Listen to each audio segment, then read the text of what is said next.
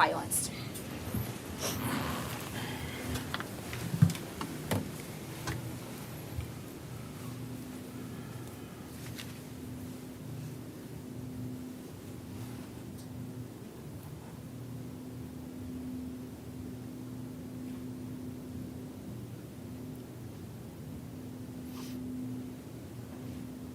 Thank you. If I can have Noah. Noah, sorry. I pledge allegiance To the flag of the United States of America and to the republic for which it stands, one nation, under God, indivisible, with liberty and justice for all.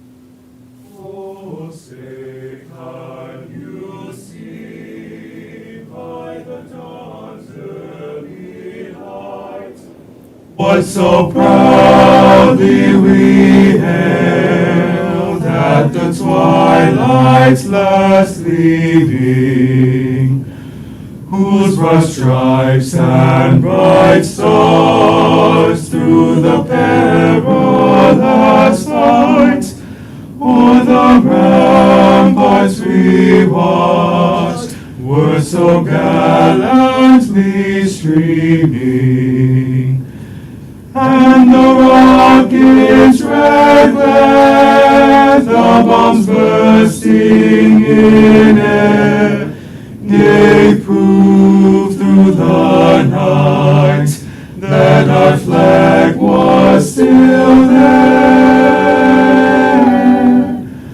Oh, say does that star-spangled banner yet wave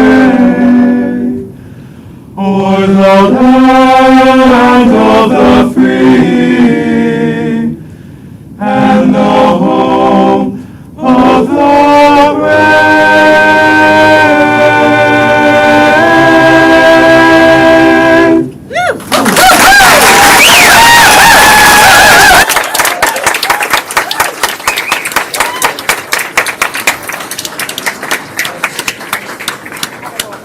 Seated. Inspiring our learners to reach their highest potential as responsible, productive citizens. Thank you.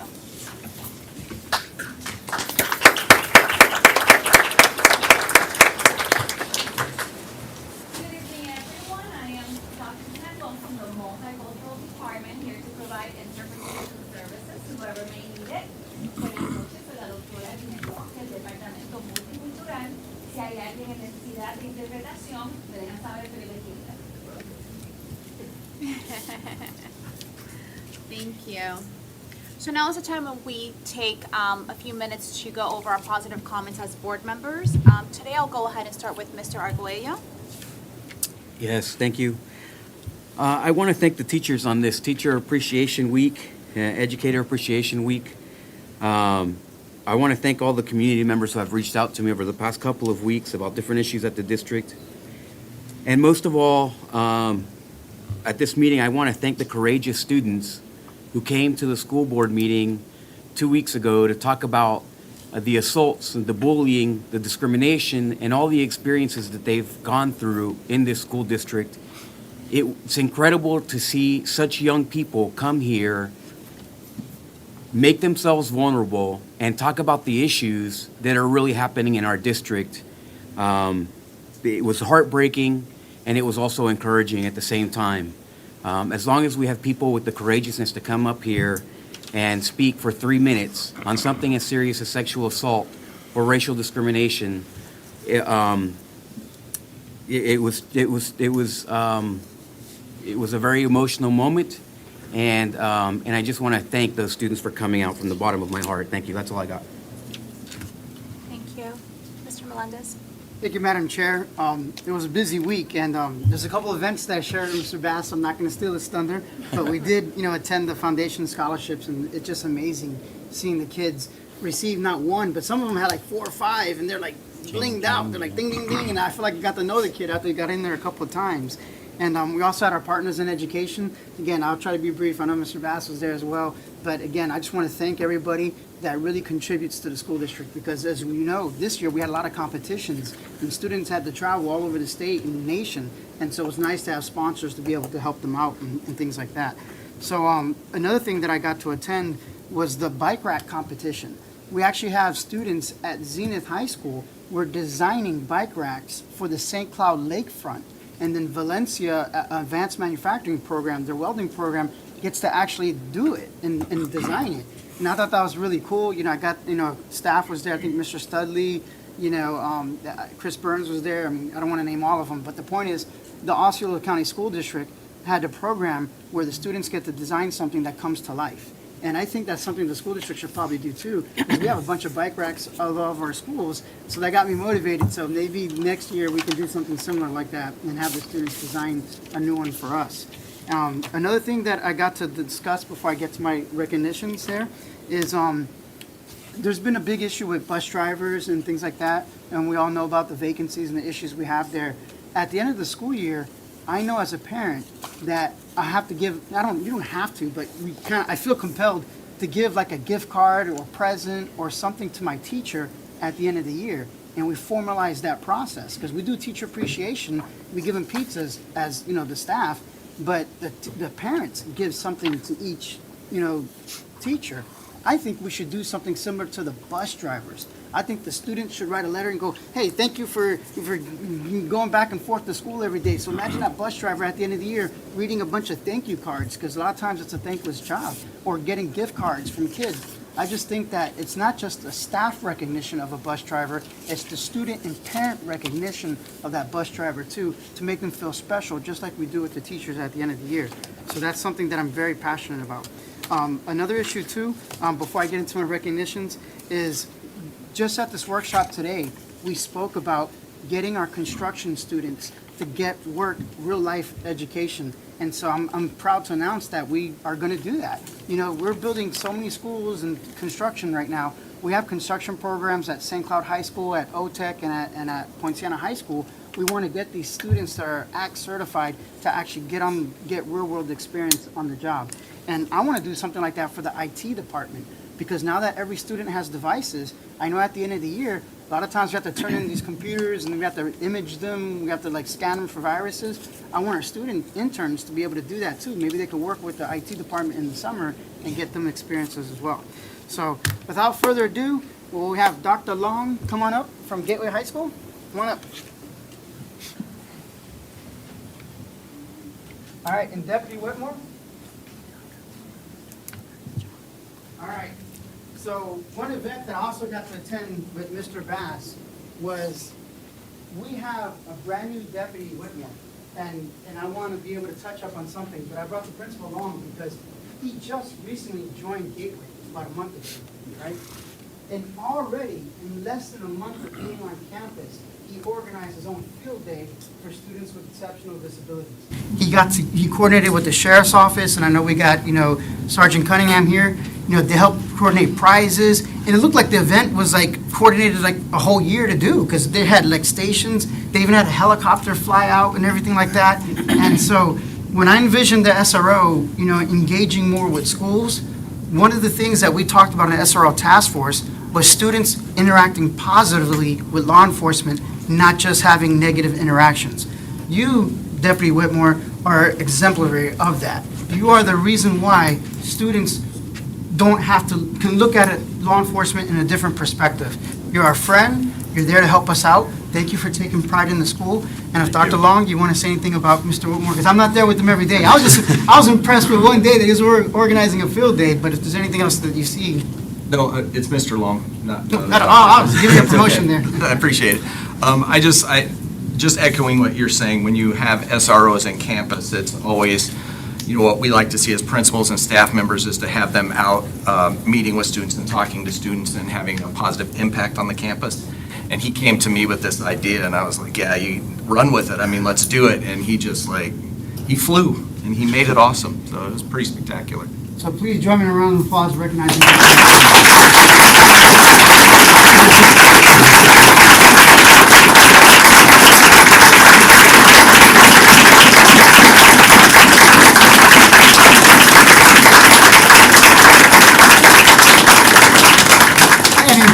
Deputy Whitmore fashion. You just never cease to amaze me.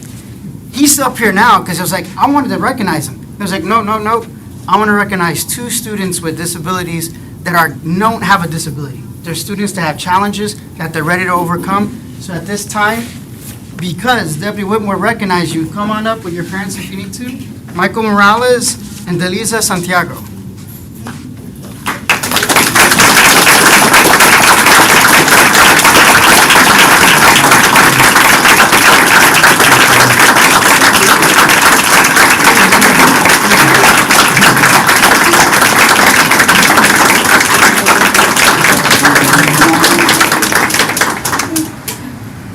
Is there anything you want to share on them? I know we have a teacher here as well.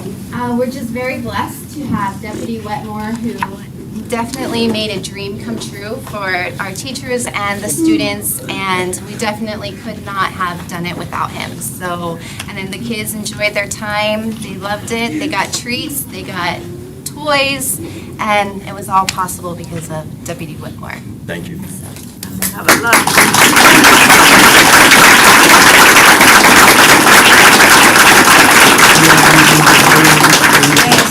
Yes, it was really nice. They had a lot of fun.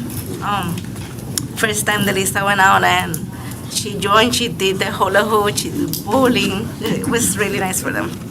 She was very happy. And can I just say that Ms. Slavic here, first-year teacher,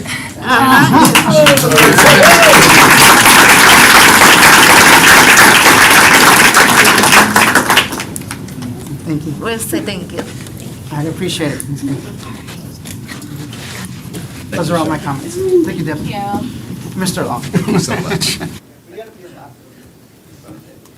What a great moment filled with positivity. Thank you, Mr. Melendez, and all of your guests for being here. I'll go ahead and go with my positive comments. So as Mr. Arguello mentioned, it is Teacher Appreciation Week, so I just want to recognize all educators, whether you're in the building or you're not. You do an incredible job, and we really, really thank you. And as the parents of a senior, I would like to just recognize any teachers who have had a hand in helping me raise my daughter, because clearly teachers spend a lot of time with students. And my daughter's last day, as she reminded me today, is Friday. Her last day at I'm gonna cry, at Osceola schools, and she had an incredible slew of educators who helped her get to where she's at today, and I recognize that as a parent, that she would not be where she is today without the incredible work that all of our Osceola teachers do, specifically the ones who helped her. And of course, speaking of seniors, principals as well, you guys are working on graduations and proms, and my daughter's prom was last week, and I have to say I'm very jealous of her experience. She had a great time. So I always thank you so much for making sure that our students are first, and the great work that you do. So thank you. Great, thank you.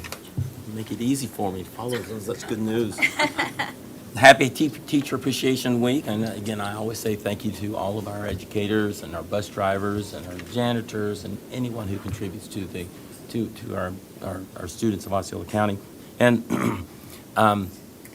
yes, Julius and I attended the Gateway ESE Field Day in the inaugural, and it went over so well. I just can't, I wish you could have seen the look in these kids' eyes when they're playing. They're simple little games, but they weren't simple to them. They were just as happy, and to have the non-ESE kids out there as acting as big buddies and interacting with them made them feel as though they were part of the entire family.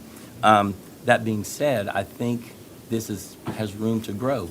And Principal Hickey and Principal Schwartz, Principal Hickey's with Harmony and Principal Schwartz with Poinciana. We were talking about that, and they're on board for next year. So maybe next year what we can do is expand this. And I know we have Special Olympics, but it doesn't have to be Special Olympics. It could be on a smaller scale that we have adopted. And maybe, St. Cloud Toho and Harmony can combine it and do, and Osceola and Gateway. And I really would like to see this expanded, and I think we can do. I really think we can do that. We did attend the Education Foundation Scholarship Awards. Thanks for the foundation for all the support. 411 scholarships. $1.5 million in scholarships. Now, you talk about a shot in the arm for our seniors to help them cross that financial hurdle to get into college and to pay for that. It was unbelievable. Thanks to Valencia. Dr. Polinsky, if you've never heard her speech, brought me to tears, and I guess it's the same one that she does every year, I've been told, but what a powerful speech, and she did such a great job. We attended the Partners in Education breakfast. I want to thank all the businesses throughout the county who have adopted our schools and continue to support our area schools. Did something last week. Tanya and I substituted a fifth grade class at Narcoossee, went all in, stood in line with the kids, had lunch, actually had school lunch. The broccoli was not quite as green as I wish it could have been, but all in all, it was okay. We went to recess, but I did learn one thing at the end of the day, that kids have a completely twisted sense of reality. You're going to sit there and going to let me do this, aren't you? Twisted sense, because my class was telling all of the other classes in the school that I was there teaching a college student how to be a teacher. This was the college student. I can see it. Absolutely. Made my day, made my week. But I really did enjoy that. I'm going to continue doing that. I actually have a friend of mine who's just recently retired. Talked him into it. He's going through the classes, and now he's going to be a substitute teacher. So I'm doing the best that I can. I've spent some time. I spent a full day at Kissimmee Middle School. I've now substituted. I've spent some time at Canoe Creek K-8, and I'm trying to do the best I can to get down to grassroots and talk with teachers and what they have to go through. And for the most part, it seems like all the kids are doing the right things. I mean, they're following the rules at that core group, but you have a few that like to camp out on the fringes, and those are the ones who need help. We can't always blame it on the school because a lot of it stems from home life. And I ran across a student just last week, the student lost their mother a couple years ago and being raised by their 21-year-old sibling. Babies raising babies almost, and it's tough. Years ago, there was a mentor program that I was involved with at St. Cloud Middle School, and I mentored an 8th grade student who was being raised by his grandmother. He wouldn't do his homework, and he was failing. So I was assigned to this child. I went to all of his teachers, got all of his homework, and we, every day after school, met with him, and we got his homework caught up, and he went on. And that young man followed me for years and years after that. He would look me up and would thank me for helping him cross that hurdle.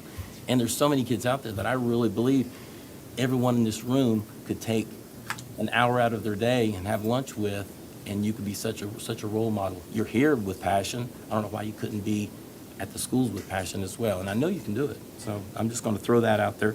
And then last, I'm going to say everybody likes good entertainment. In 2019, Michigan Avenue Elementary was awarded a school grant scholarship from the Dr. Phillips Center. Big deal. Each year, a limited number of public elementary schools receive the grant. Because the program schools receive free performance rights and show kit materials to a Disney musical written for elementary school students. Well, due to COVID, the school production was on hold for the school year. So Michigan Avenue has 55 students, grades 3 through 5, that make up the cast and the crew of this show. They made sure it was all-inclusive for all students, all learners, including students with disabilities. So through this grant, the Dr. Phillips Center has provided professional teaching assistants to help guide the school and the school teachers through the process of assisting the student performers in a musical. So that being said, mark your calendars. May 13th at 6 p.m. and May 14th at 2 p.m. They are going to perform The Lion King Jr. They would so much appreciate if you could show up. They also want to thank all of the community sponsors who have helped provide funds for costumes, set design, and other performance essentials. So mark those two dates on your calendar. See if you can't show up and give some support. Great entertainment too, I'm sure. And that's all I have. Thank you. Thank you, Mr. Bass. And speaking of fine arts, we actually have our fine arts moment from a student at Liberty High School. Very exciting. Where is our student? What is your name? My name is Solima Rodriguez. Hi, how are you? I didn't have your name, so I wanted What was to I saying? get It's a pretty recognized. name. What was it? Solimar. Soliman. Thank you. Beautiful. Yes.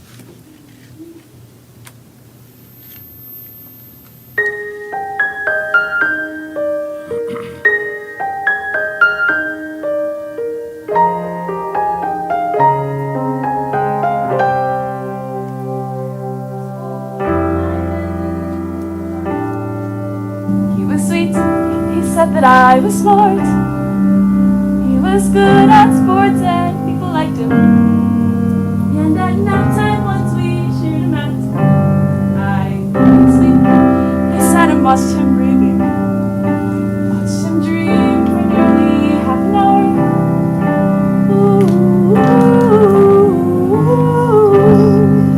Then he woke up. The scab off one time playing kickball.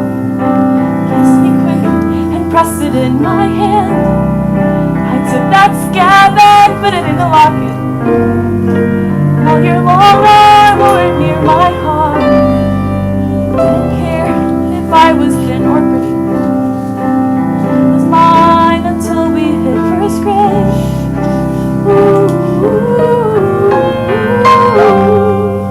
Then he woke up.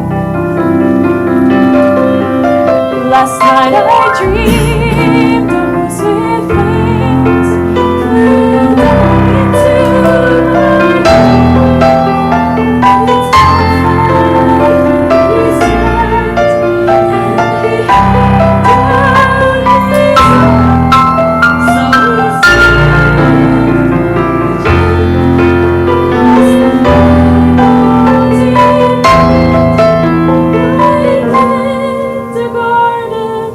slept, and he held down his head. So the horse with wings. We're all grown up and we know better. We recognize the way things are. Certain boys are just for certain girls are meant to be alone. But I believe that any dream it's a dream that should not have to end. So I built a dream that I can live in. And this time I'm never waking up. And we'll soar above the trees.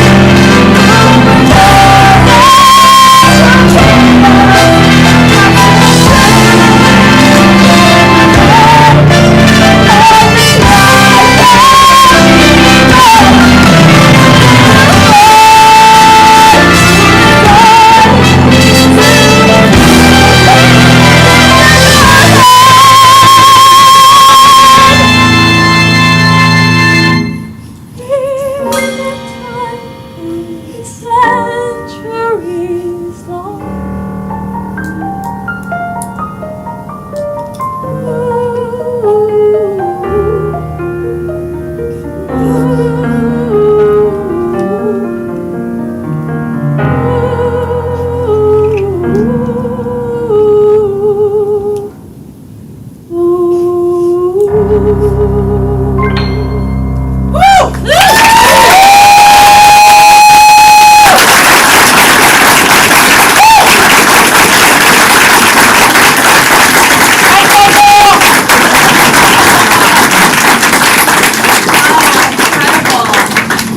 That doesn't focus us on why we are here. This is why, students, right? Dr. Pace, I know that you have some transfers. I do, and what amazingly talented students that we have. I just can't not say that. We so appreciate them being with us tonight and appreciate their teachers and their principals for being here with us too, and parents who support this process as we move through. I would like to invite Mr. Gary Dunn to the podium, Madam Chair. As Mr. Dunn is walking to the podium, I am pleased to share that he started his career as a teacher at Horizon Middle in 2006. He was a dean of students at Horizon Middle, and he has been the assistant principal at Discovery Intermediate since 2015. He received his bachelor's degree in elementary education from Mansfield University of Pennsylvania and his master's degree in education administration from Grand Canyon University. Dr. Allen did some outreach to the staff and to the community of Discovery, and they want someone who's going to be engaged in the community, somebody who's going to be a phenomenal communicator and a true instructional leader who's going to build relationships with the staff, the parents, and the community. And I think Mr. Dunn is the perfect person for that, so I recommend him to be our next principal at Discovery Intermediate. So moved. I have a motion by Mr. Arguello. Second. Second by Mr. Melendez. Board, all those in favor? Aye. Motion passes. Congratulations. Thank you.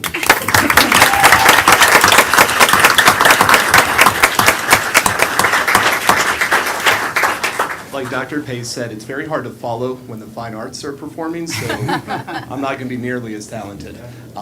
However, I do want to thank Dr. Pace, the district leadership team, the school board for this amazing opportunity. I've had the privilege of working with Mr. Henry Santiago for the last several years, and I look forward to continue to build on the success that we have as a team have continued to see and continue to work with our community, work with our students, and work with our staff. I want to thank my wife. Can't go without that. My wife Stephanie, my amazing kids who, above all things, always place God before everything else, and I just value everything they are and appreciate their support through the years and the support they're going to continue to give me. So thank you. Mr. Santiago, it has been a privilege to work alongside of him. He's an amazing gentleman. I can't wait to see what he does with Westside.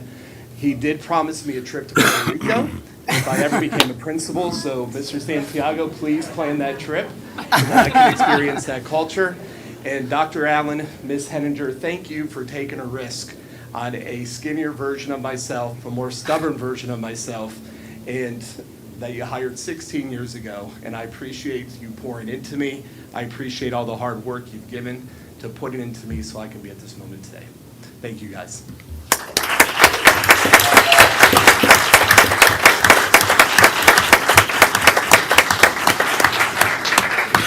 And now if I can invite Mr. Dustin Keaton to the podium, please. Notice Mr. Keaton's colors.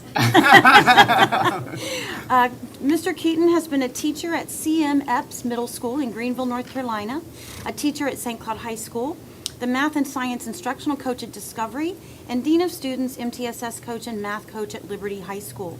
He received his bachelor's degree in science and middle grades education from East Carolina University and his master's degree in educational leadership from the University of Central Florida. And I'm pleased tonight, Board, to recommend Mr. Keaton to be a new assistant principal as of June 1st at Harmony High School. So moved. I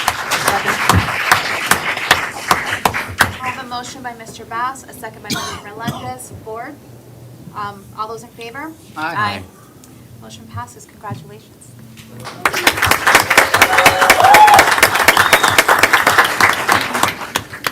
Good evening. I would like to begin by thanking Dr. Pace, district leadership team, and school board members.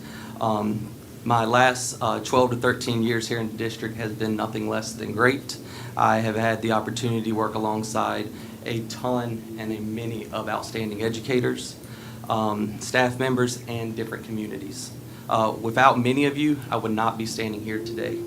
I would also like to thank my current and past administrators, Ms. Cruz, Mr. Santiago, Mr. Fancher, Mr. Dunn, Ms. Ramsey, Mr. Hernandez, Mr. Carr, Mr. Shorts, Hebler, and last but not least, Ms. Rakowski, for always encouraging me, to challenge me to be the best possible self that I can be, providing me with the tools to be successful. Next, I would like to thank a couple more mentors throughout my career, Ms. Ramey and Ms. Combs. Thank you for always lending me a listening ear and providing me guidance and always giving me kind words. Mr. Hickey, thank you for believing in me and giving me this opportunity to come alongside your team and do the great work that is going on at Harmony. Finally, and I do apologize if I've missed anyone at this point, but I'd like to thank my mom, my dad, my family, and my friends. Some are here in attendance tonight, where others are viewing via stream tonight. Thank you for your love, support, and encouragement throughout the years. Once again, thank you, Dr. Pace, school board members, district leadership team, and I look forward to serving this district. Thank you.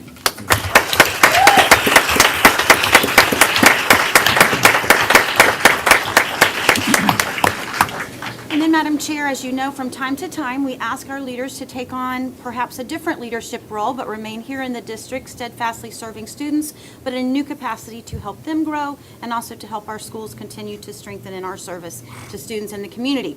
So some of them are here, some of them are not. I'm not going to ask them to come to the podium. This will be one recommended action for administrative transfers. And all of these, again, would be effective at the end of the school year as of June 1st. Mr. Michael Ballone, currently the principal at Horizon Middle School, to become the principal at Denjon Middle. Ms. Megan Gould, currently the principal at Parkway Middle, to become the principal at Horizon Middle. Ms. Misty Cruz, currently the principal at Liberty High School, to become the principal at Parkway Middle. Ms. Laurel Ramsey, currently assistant principal at Liberty High, to be assistant principal at Harmony High. Mr. Stephen Lewis Jean, currently assistant principal at Celebration High, to become an assistant principal at Liberty High. Mr. Justin Seabolt, currently assistant principal at Neo City Academy, to become the assistant principal at Celebration High. Ms. Sherry Noble, currently assistant principal at Eastlake Elementary, to be assistant principal at Ventura. And Ms. Amanda Soto, currently assistant principal at Ventura, to be assistant principal at Eastlake. And if you are here tonight, wave, and we appreciate you very, very much.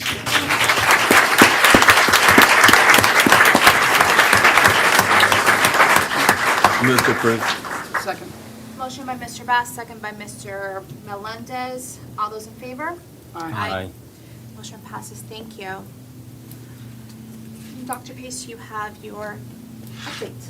I do, and congratulations again to all of our administrators. Did you want to give a moment for anyone who doesn't want to stay for the business? Or, I'm happy to give my update then. I mean, it's interesting to me. Okay, great. I hope I'm interesting to everybody. No. All right, I wanted to talk just a little bit tonight with the community about governance, our goal 4 in our strategic plan. As we know, our school board's responsibilities. Yeah, let everybody get down. Okay. We'll wait. We lost.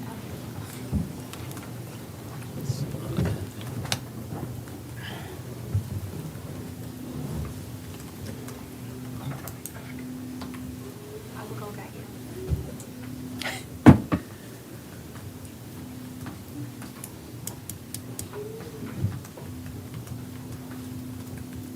I think they're a quiet group tonight. We can move on. Yes. As Goal 4 is a part of our strategic plan for governance, we talk about the responsibilities of the board outlined in statute, which are primarily to be the policymakers of the district and to be responsible for hiring and evaluating the superintendent and the school board council, as well as responsible for our audit function.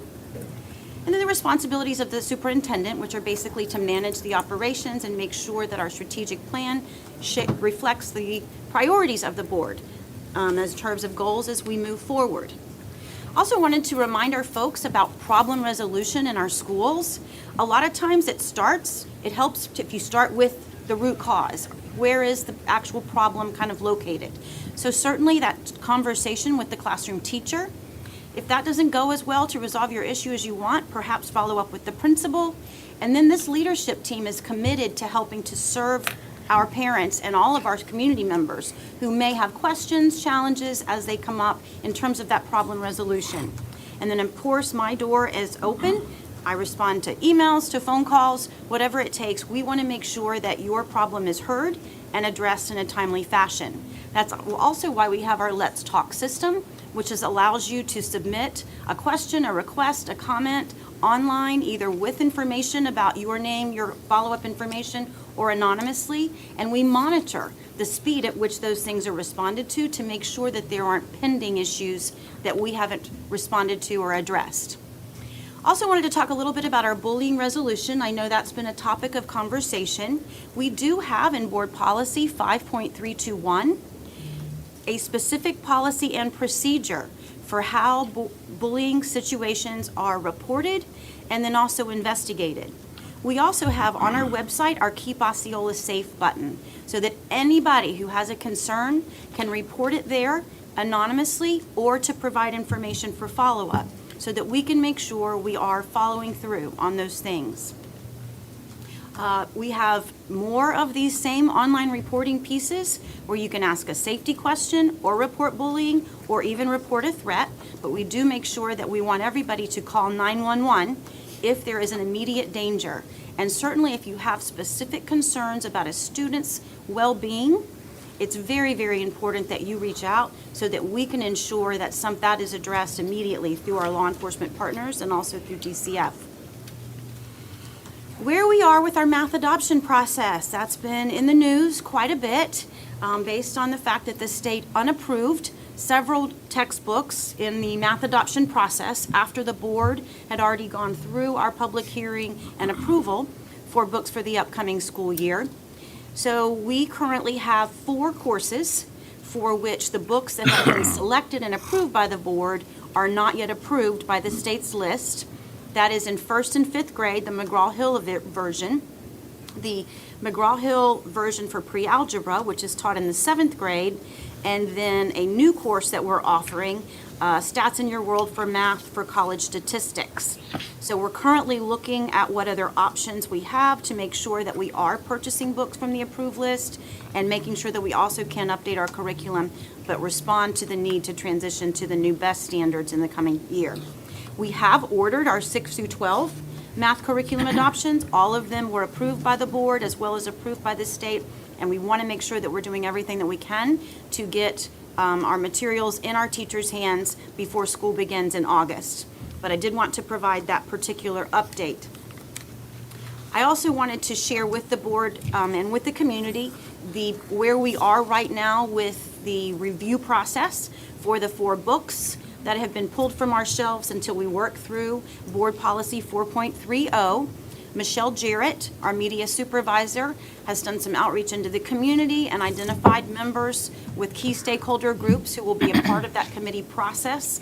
We also are recruiting English teachers, principals, and media specialists from our schools where those books were located so that that information can then be processed, analyzed, and returned back to the board for final resolution. It is a fairly lengthy process because members of the committee do read all 4 books before reaching consensus on what those recommendations should be. But in the meantime, those books have been not banned, but pulled from the shelves until further review is complete.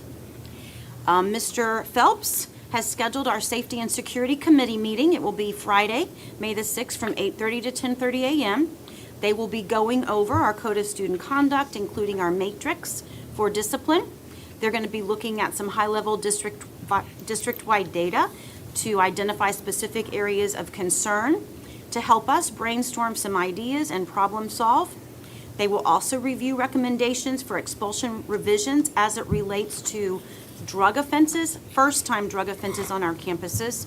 We're looking at engaging with 2 particular outside partners, Park Place and another entity, to develop an education campaign and process by which parents and students would commit to learning more about the negative impact of drugs on students' bodies and potentially be able to forestay an expulsion recommendation. However, that information will come back to the board once it's reviewed by the committee, once it's shared with principals and teachers for feedback, so that you could potentially consider it as a change in our code of conduct. They will also, based on feedback from the board at our last meeting, specifically look at how our bullying reports and investigations are handled. Mr. Phelps has been doing some research with our IS team. There is already a method in focus that we believe could be used to better track that reporting system, and so we'll be bringing forward information and a recommendation for that as well. And then going over what our overall investigation protocol overview is, whether it's an incident involving students or staff. So that will be on Friday morning. Wanted to share some positive comments, some good news. Osceola High School will be adding an AP capstone program. They will be one of approximately 2,000 schools worldwide to implement this particular rigorous pathway.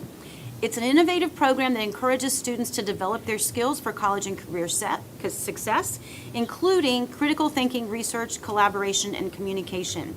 And it consists of 2 year-long AP courses, AP Seminar, and then AP Research. And it gives students an opportunity to identify a problem in our society that they want to research, investigate, and then develop a plan to address. So super excited to introduce this as another one of our high schools. We've also been, if you've been following our college and career counselor, our friendly CCC, on Instagram or Facebook or Twitter, Mr. Cook has been out visiting schools for our senior decision days. Had some great success there. It's just super exciting things all over the district as our high school seniors, class of 2022, commit to their plan of either exploring, enrolling, enlisting, or employment. Today, I had the opportunity to attend our first graduating decision day at Neo City Academy, and it was just so exciting to see that out of those 99 students who are seniors from our first venture 4 years ago at Gateway High School, they've received over 250 college acceptances. And just a few to highlight, 7 of the Neo City Knights are going to Embry-Riddle. 1 is going to join the Epic Flight Academy at Embry-Riddle, which is a 2-year certification program. We have 2 or 3 going to Florida Institute of Technology, 2 to Florida Polytechnic University, 2 to New College of Florida, 1's going to SCAD, the Savannah College of Art and Design. 23 are going to stay Knights at UCF. And then we have acceptances and commitments to Baylor, Carnegie Mellon, Georgia Tech, University of Chicago, 5 at UF, 1 at Vassar, and 1 at Howard. So a lot to be proud of. But I have to say, across our school district, we have seen tremendous success with our college application process. Super, super proud.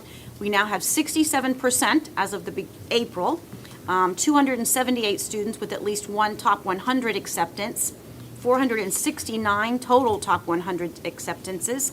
We are currently at 47% and rising with FAFSA submissions. We're getting a lot of interest there through the Osceola Prosper program, which would allow members of the class of 22 to enroll at Valencia or Mid-Florida or Osceola Technical College with their tuition fees waived. The first true Osceola proper enrollment night. We've had information nights, but tonight's enrollment night is tonight. So looking forward to seeing the data from that. So far, we have almost 300 of our members of the class of 22 who have earned Bright Futures already. And we have over $51 million in scholarship dollars earned just to date. So super proud of what these kids are accomplishing. In terms of Ivy League, we already have them at Columbia, Cornell, Princeton, Penn, as well as Yale. And I also had the opportunity a week ago to go in the afternoon and visit a mentoring program that you mentioned for boys, middle school boys, Mr. Bass. The 5th grade teacher team at Neptune Elementary School has done just a tremendous job with the young ladies who are in 5th grade this year at Neptune Elementary School. And this is actually the 2nd or 3rd year of the program. They meet once a month. They invite in a guest speaker to give the girls some kind of a message or motivating talk. And their theme is resist and build. Resist the negative out there in the world that's pulling people away, and build their inner strengths and build up one another, so that as they transition on to middle school, they will have those wonderful life skills and strength and confidence in themselves. And it's just a great group of young women and a very dedicated group of teachers who are doing this completely out of the bottom of their heart with parental support. There's food involved. There was pizza to be had. But just a lot of laughter, talk, and very much encouraging afternoon. As you mentioned, we did have great success at our Partners in Education Appreciation Breakfast just this last week. Our school-based partners of the year were all recognized. Every school designates one particular partner who's really engaged with their particular faculty, their staff, to be of support to the students and the community. But we also have tremendous district partners who have impacted the district-wide. And we recognize Draper Law Office, our friends from Educational Partners who are out there even tonight helping students with things like scholarship applications and FAFSA forms. The Heart of Florida United Way, which has been very generous in their support of our CPR instruction program. Osceola County Government for launching Osceola Prosper this year. Positively Osceola continues to be a positive source of information and excitement about the things that are happening across our school district. And then the St. Cloud Chamber has really stepped up as well. And this week for Teacher Appreciation Week, the St. Cloud Chamber reached out to all of their businesses and encouraged them to sponsor at least one school for a teacher appreciation activity. And then our overall Commissioner's Business Recognition was awarded to Prescriptions Unlimited.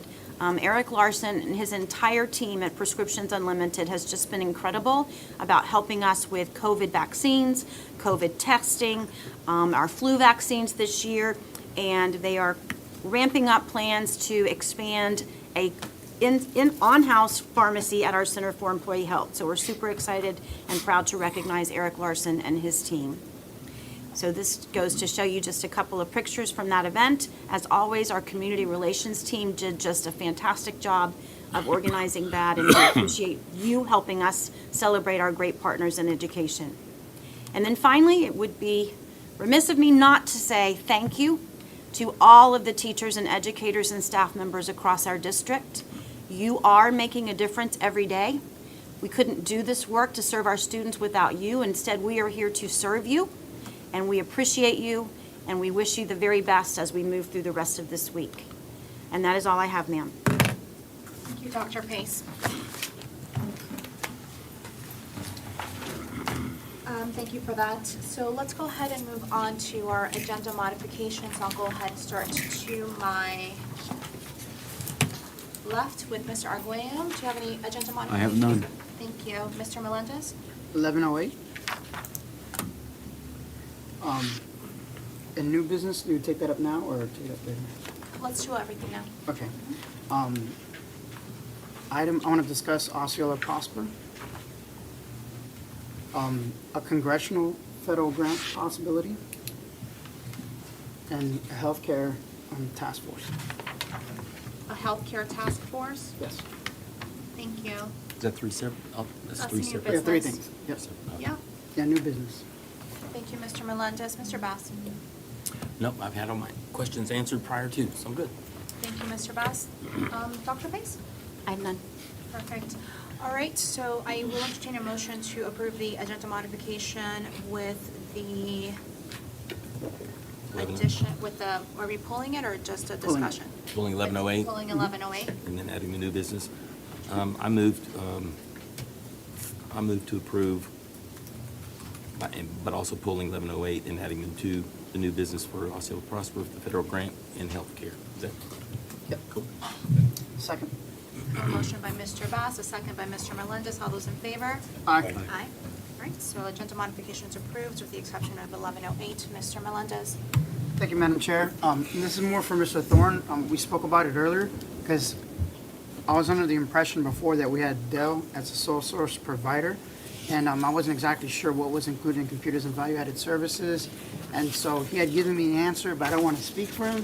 So I want to be able to be able, if Mr. Thorne, if you can share with us what's the difference between what we've had before to what we're doing now?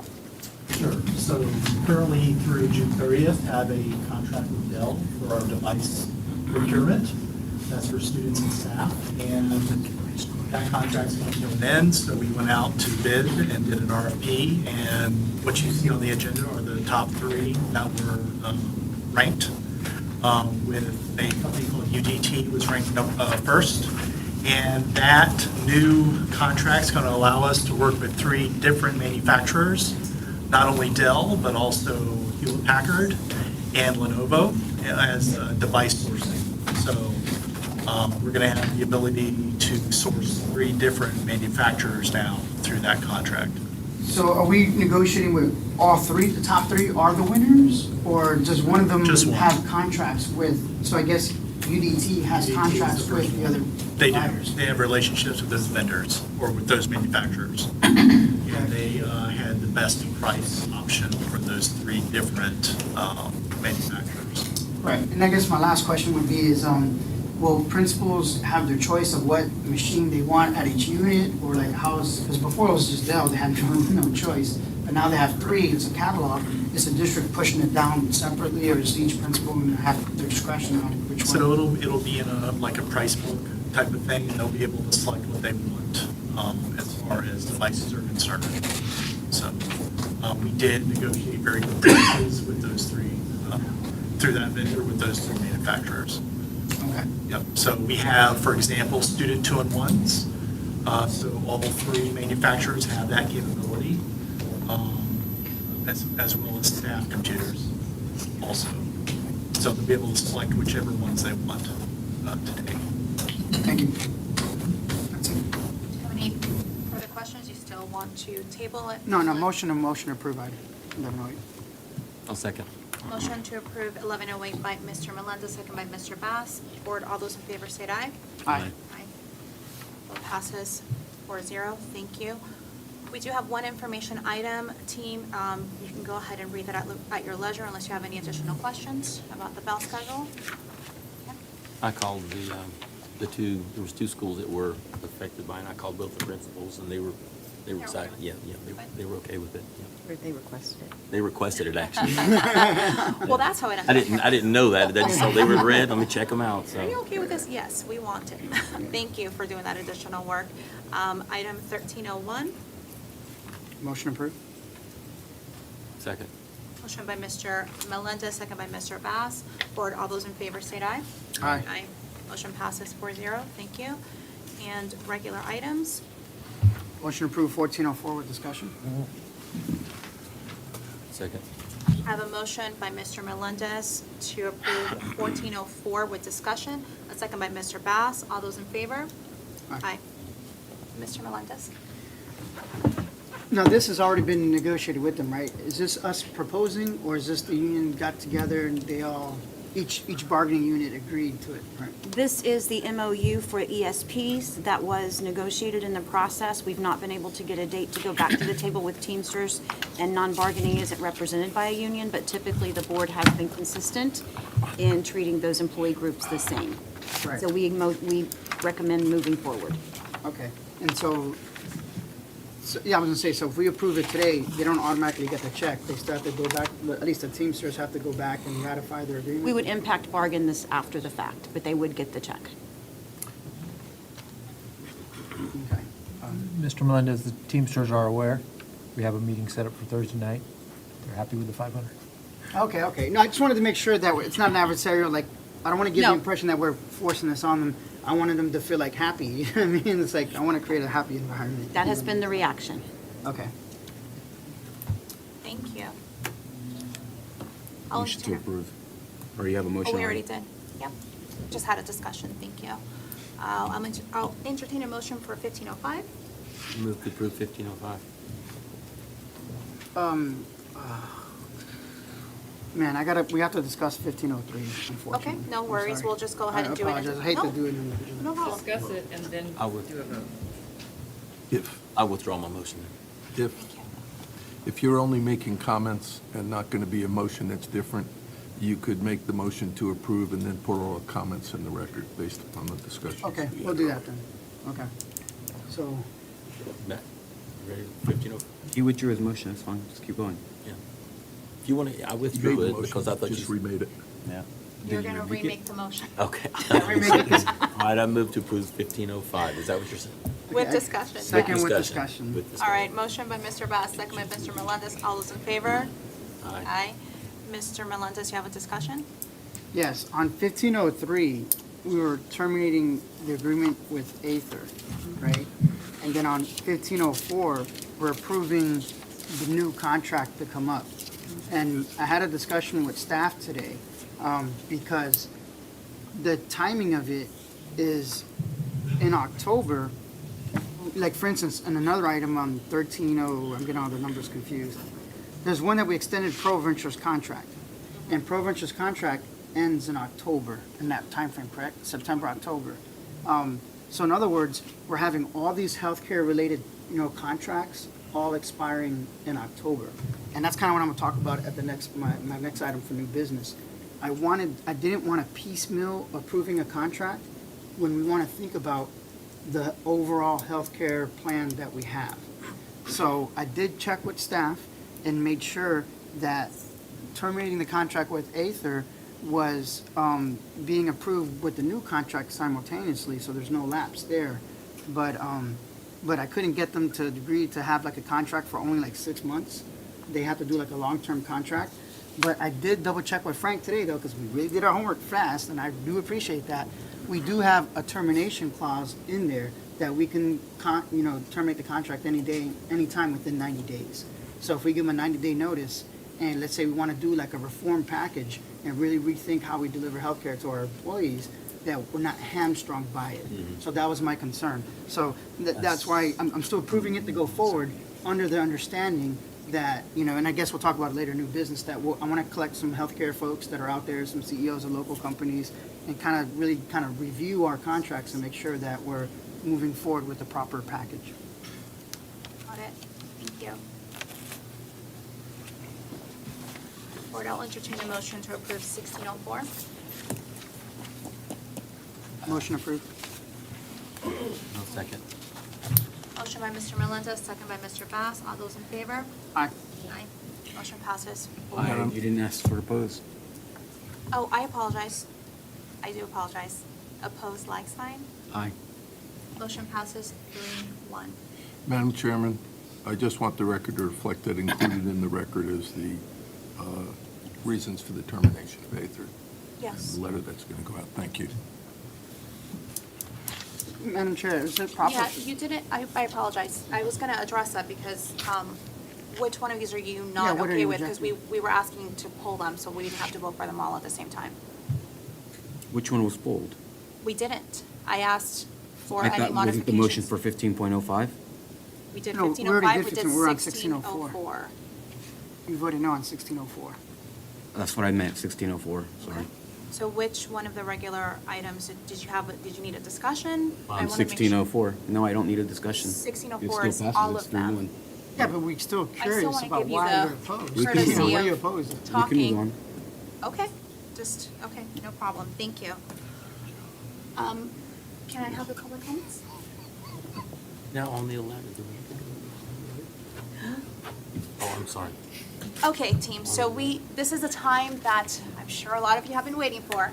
I know boring meetings are not everybody's thing. So we do have a lot of public comments, so thank you to everyone who's here to speak on behalf of yourselves or members of the community. I do want to remind us as a team of what our ground rules are, just to make sure that we are all respectful and that we get through these comments in a timely manner. So as everyone knows, you do have 3 minutes to make your public comments. I will ask you to stop your comments at the 3-minute mark. Please do not take this as a personal attack. We just want to make sure that everyone is heard. Please be respectful, and if you can't be respectful, I ask to be professional. Please do not address any board member directly, and refrain from continuing on with your time after the 3 minutes are up. So with that, we'll go ahead and start with the public comments. And the first one that I have on the list is Mr. Lair Allen. Oh, he's first. I know. There. Tip of the spear. Larry Allen, 722 Mabbitt. I got several things to say to you all. Number one, thank you for the MOU, giving a one-time non-recurring supplement to the ESPs we represent. But I am curious as to why the exact same $500 is being proposed for the other bargaining units. Make no mistake, we want them to get whatever you think they're worth, but did they meet to negotiate? Because I did not see an MOU on them. And at the very least, can we publicly acknowledge that OCEA's advocating for our members has benefited all the bargaining units? Can we do that? No? You could do that. Number two, inflation impacts us all.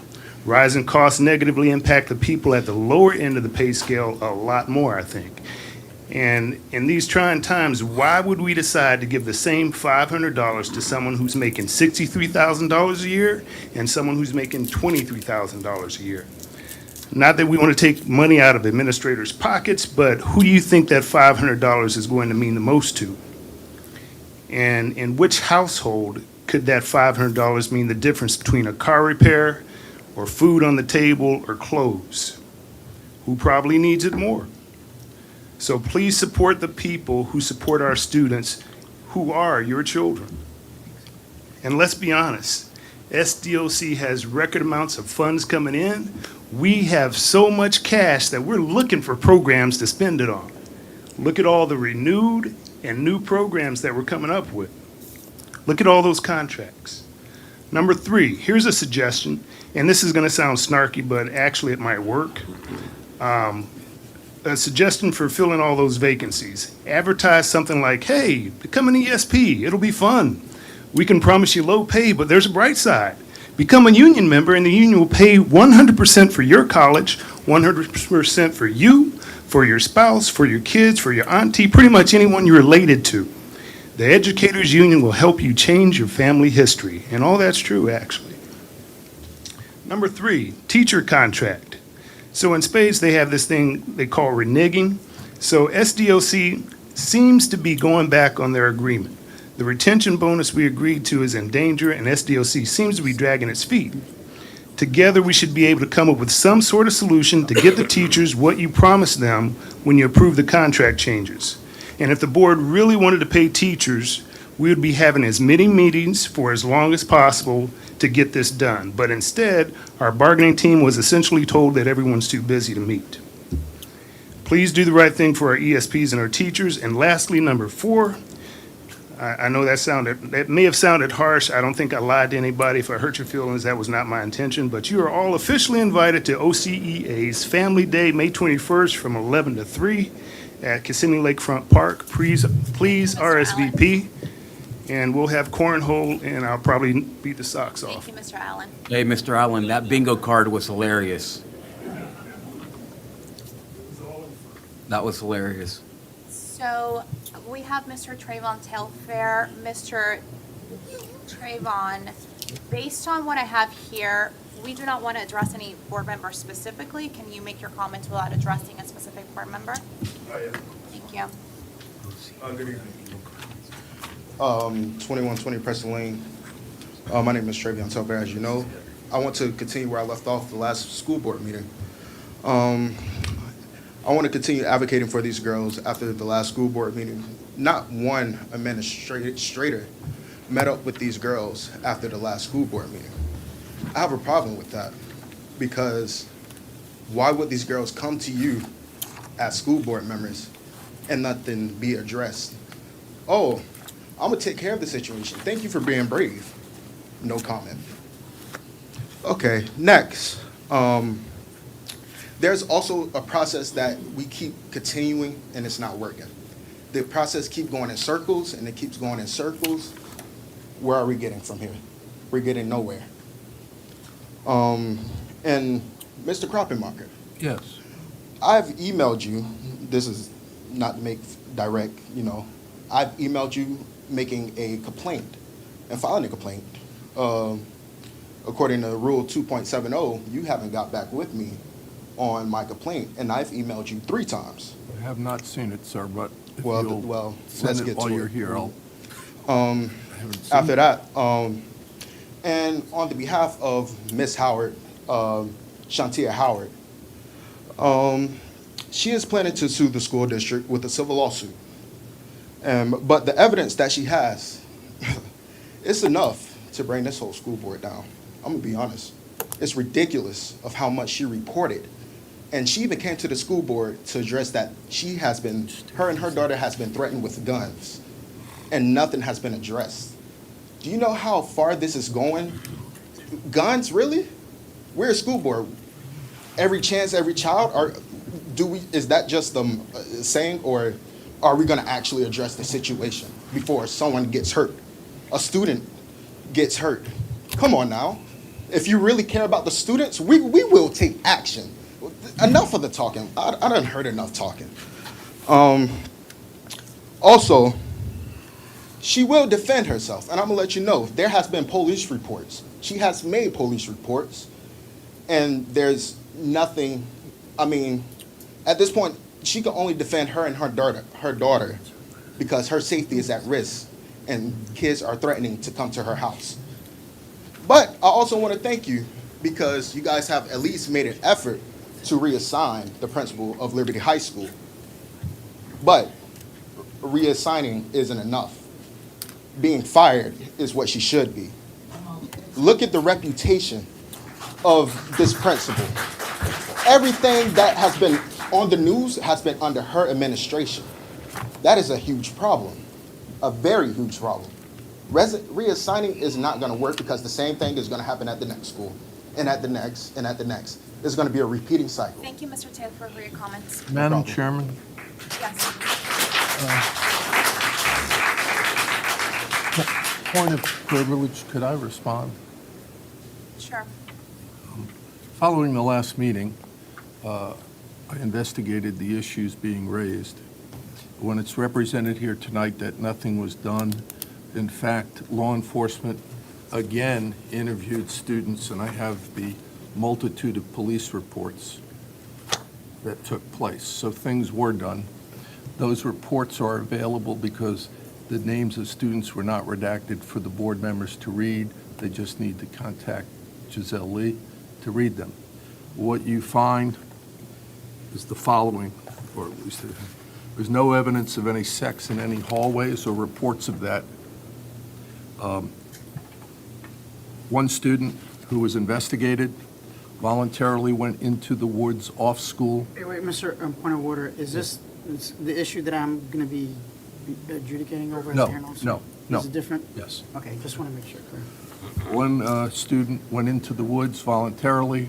The police officer took the time to go to the KFC and watch the Kentucky Fried Chicken and watch the video coverage of where they went in voluntarily, where they came out, and nobody looked upset or anything. In one case, the students off campus in the woods had sex. Subsequent to that, the boy apparently committed another sex act which upset the girl, and the matter was reported to the police. They concluded, after investigating everything, that the acts were consensual, and the parents, in one case of one girl, refused to press charges in that case. We found no evidence of 12 reports from one student to anybody in the school.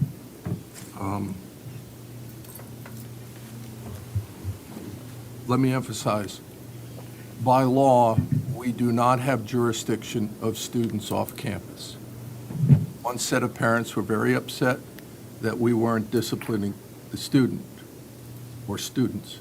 The reality is we don't have the authority to do that legally unless we, in fact, I've only found one case where I could do it, where the kids planned to attack another kid, and they planned it in our cafeteria and executed it off campus. And I took the position we had jurisdiction because it was planned in our school.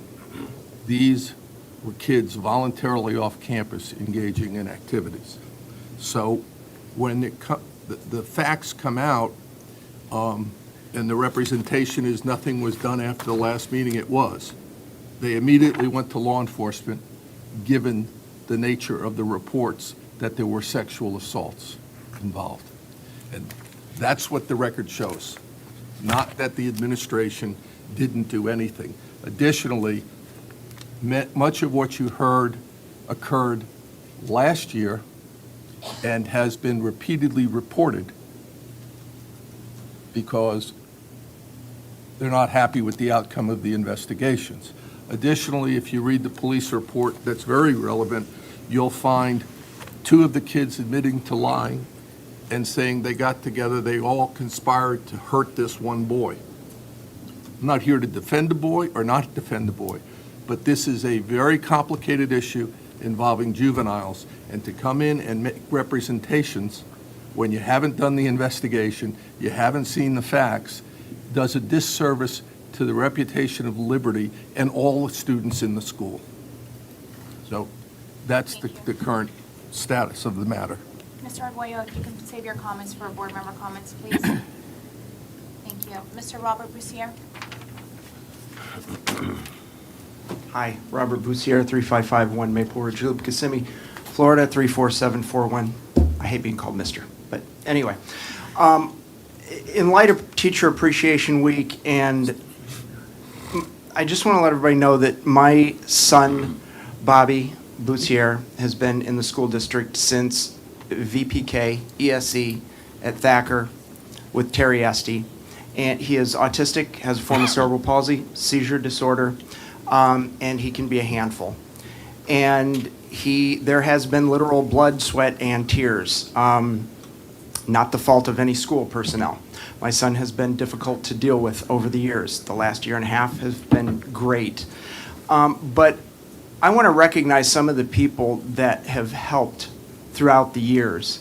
And I can't thank them enough. And going back to his first aide that I recall, Delilah Leone at Flora Ridge Elementary, wonderful lady, wonderful.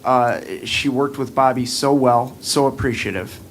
And then at Kissimmee Middle School, Gary Whedon, the principal at the time, Eugenio Rolando, who's currently the principal, again, have been through a lot with Bobby, and they've just been so, so helpful. So I just want to recognize them for that. Also, in high school, Ivan Rios is his current teacher in his ASD unit, and I most of all want to recognize Doris Soto. Doris has been his para with him since 6th grade. We have insisted that she stays with him throughout. And when she started, she was thrown in the deep end, totally green, had never experienced anything like this, and she learned on the job and has been there the whole way, stayed with him through into high school, and is still with him, and he's going into the transition program next year. And we have requested, we strongly request that Doris stays with him through that, and are so grateful, and I want to recognize these people. And my 8th grader is now going into Osceola High School next year. He's kind of the other end of things. He's gifted, and he's had some wonderful teachers as well this year. I want to recognize Kenneth Crimmins, Catherine Berry, Danielle Akers, the staff again at KMS, Rolando, Mike Melvin, Jane Mabra, wonderful people. Really appreciate all the work they've done. And thank you very much for giving me this time to recognize those people. I don't know what you do as far as attaboys on the record or whatever, but I hope these comments do make it onto their files. So thank you very much. Great, thank you.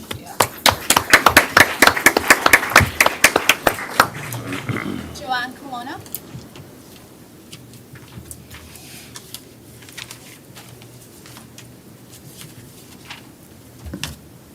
Joanne Colonna, 4701 Ashton Drive West, St. Cloud, Florida. Part 2 of last week, and I'll only take 3 minutes. This time I timed myself. Okay. As we all know, COVID relief was used to promote CRT. Those funds went right into promoting CRT. And I'm not happy about that, and I hope you're not either. What CRT has done, and it racially divided and brainwashed our little students. And a lot of people say, well, there's so many people up here that come and talk, and they have no business here because they don't have children in school. Well, I have a granddaughter, and I had a grandson in Osceola educational system. My granddaughter had private school until she was of high school age. And then we convinced my daughter to send her to a public school, which my daughter had 100% against. But what had happened, there was a dual enrollment program in Toho High. Brand new school, beautiful school. The concept of it was amazing. But unfortunately, this program, and I'm going to read from a letter from you all, okay? It said, we appreciate your patience to extend to the school and the district through many challenges this dual enrollment nursing program. The lack of consent for nursing instructors and challenges of the pandemic has caused us to cancel this program. Well, I say at this time, you are the guardian, may I say, of our children. You instruct your teachers, and we have wonderful teachers out there, but you failed her in her education. She has given 3 years of her life to a program that you people have offered her and now pulled the rug from underneath her. And you know what? She isn't even getting a credit for it. So that's 3 years of a child that had the education behind her, had the foresight to know that she wanted to become a nurse, entered into this program, and getting 0 credits for it. 7 o'clock every morning, she was in school, enthused in her little nursing outfit, and she was going to be a nurse. I told her she couldn't practice on me because I knew she wasn't getting the education at that point because the teachers were constantly changing. I would like to know, and I would like you to help me understand, when you try to prepare your children for a specific class, for a specific education, you want to see them move forward, and then you send them to our beautiful Osceola schools, and this happens, what are we supposed to do as parents, grandparents? What do we tell our children when she sits in her room crying, she doesn't know what she's going to do now with her life? She had an excellent, and today it is personal, she had an excellent education. Her grades were among Ms. Colonna, only a your few. time is up. However, Dr. Peace, are you aware of this issue? Yes, she talked about it last week, and I followed up with Dr. Arnott, but I have lost track of the details, but I will follow up again. I can't hear you. May I have your granddaughter's name? Yes. Not here. Yeah, I understand Yeah. that. And what would that be for? So that I can follow up and make sure that we've offered her an opportunity.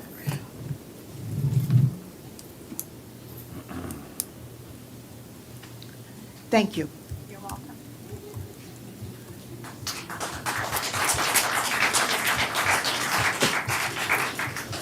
C. Nelly Hernandez.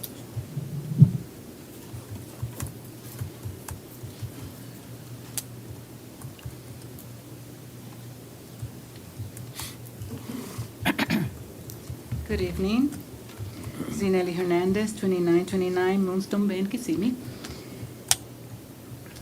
I am going to read from my wisdom mentor, Mike Murdoch, who wrote the following about children. A child is a gift from God.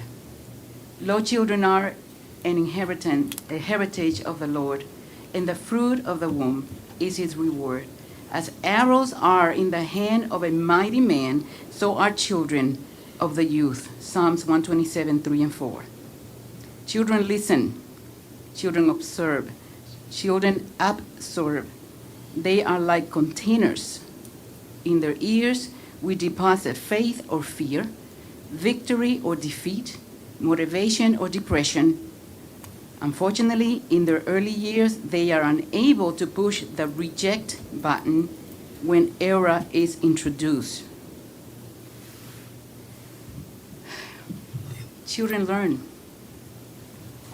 through you, through me, through the teachers. Our children learn to laugh or criticize, rebel or cooperate, take or give. We stand at their crossroads. We are their signposts. We are their source of education, even in spiritual things. Big job, big responsibility. And just to be clear, the record about, to clear a record that has been going around, which is a lie, that those of us that speak or that oppose pornographic books in our school libraries, that we are outsiders. That's a lie.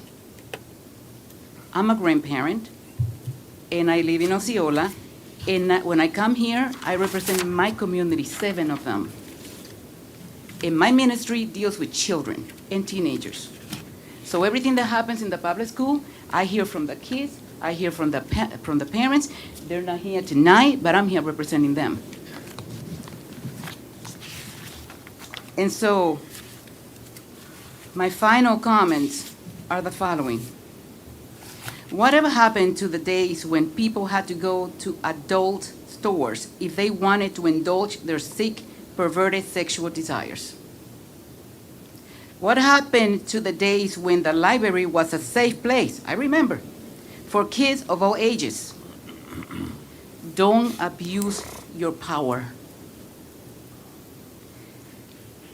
Leave the sexual education to the parents where it belongs. Unless you want to label a section of the library that says adult education. Thank you, Ms. Hernandez, for Okay? your comments. Thank you. You're welcome.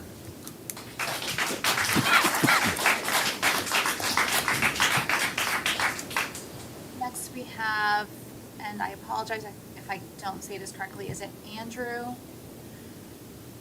Furman? Andrea? Okay.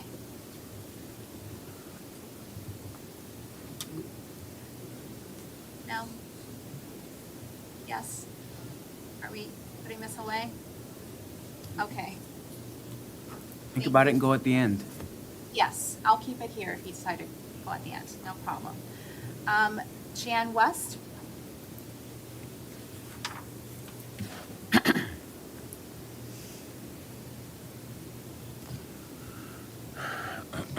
Hello, my name is Jean. I go by Jan West, 331 Ketch Road, St. Cloud, Florida, 34771. I want to thank the board, the leadership team, for this opportunity to speak tonight at your meeting specifically on the topic of book banning, an issue that seems to have become a hot topic. And thank you for allowing me to read this in the hopes of quieting my somewhat anxious nerves. As a parent, grandparent, and former Osceola County School District employee, I was a teacher and a program specialist. I'm appearing tonight uncomfortable to be sure, but to speak in opposition to what appears to be a rush to judgment in banning some books.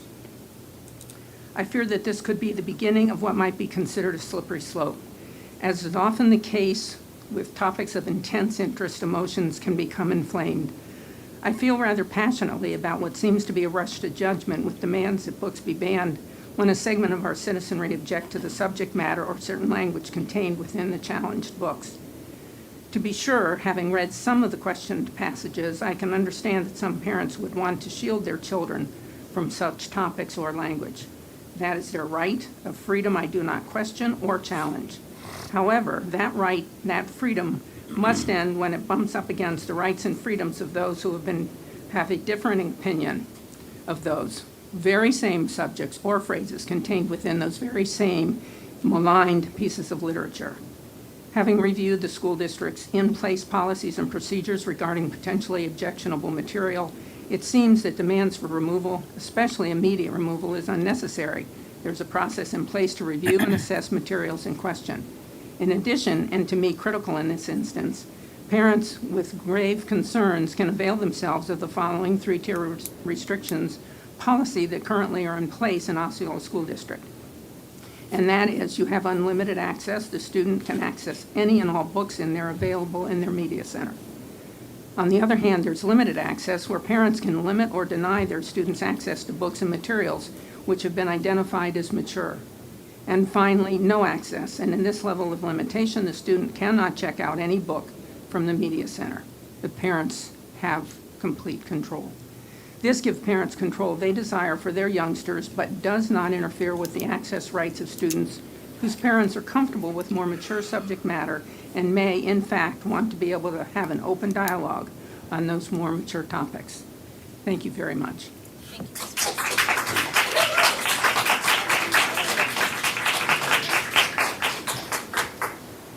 I have Stefana Farrell. Hi, everyone. Stefana Farrell, 1067 Portmore Way. I'm a parent of public school students, concerned with a board discussion I heard at the end of the last meeting. Before I go too far, it's necessary to clarify that at any time access to a book has been restricted, even if it's temporary, it is defined as a book ban. Let's not change the meaning or severity of the term. Indoctrination happens in the absence of access to information. It's when people in power decide to withhold information that contradicts their chosen narrative. As long as you continue to provide equal access to all information and ideas, regardless of your personal viewpoint, you cannot justifiably be accused of indoctrination. As an involved, supportive parent, I get no additional feeling of empowerment or comfort from laws or board decisions that limit the information available in the classroom or on the shelf. I never once worried about indoctrination happening in my school until our governor started demanding bills that limit access to information, and our boards started ignoring their own policies to remove speech that made them uncomfortable. Public school always has and will continue to serve the largest and most diverse group of students. Teachers are trained to discuss many controversial topics in the classroom in a way that will challenge our students to think critically about their own beliefs and perspectives. For many parents across the U.S., this aspect of public education exposure to a diverse set of people and beliefs is a major attribute, not a risk. While some students may reach high school age having never experienced racism, drug addiction, or a violent attack, we do have students that can connect with troubled characters and grow from the tough lessons shared in a book. So while parents might want to restrict their own students from these books, others hope their student will find a character in the library that makes them feel less alone. If you think a single book has the ability to groom a student into believing violent, bullying behavior is okay, then it's your duty to re-examine your anti-bullying, sexual violence prevention, and media literacy curriculum to see where you can do better. It also needs to be said that when you use terms like grooming to describe conversations in the classroom about same-sex parents or lived experiences in memoirs, you undermine the real attacks that are happening, and you slander our teachers that are doing their best to ensure every student feels supported and safe in their classroom. Lastly, I want to address access. Having access to a library, especially a school library maintained by a professional media specialist, is still a privilege a lot of students don't have. On top of that, there are many students without home internet access, extra spending money for selective reading, or a parent willing to drive them to the library. As officials elected to better our public schools, your energy should be supporting literacy improvements by making sure your libraries include books that pique the unique interests of the most reluctant readers. Trust your media specialists to continue to use their expertise to curate collections. Thank you. Appreciate it.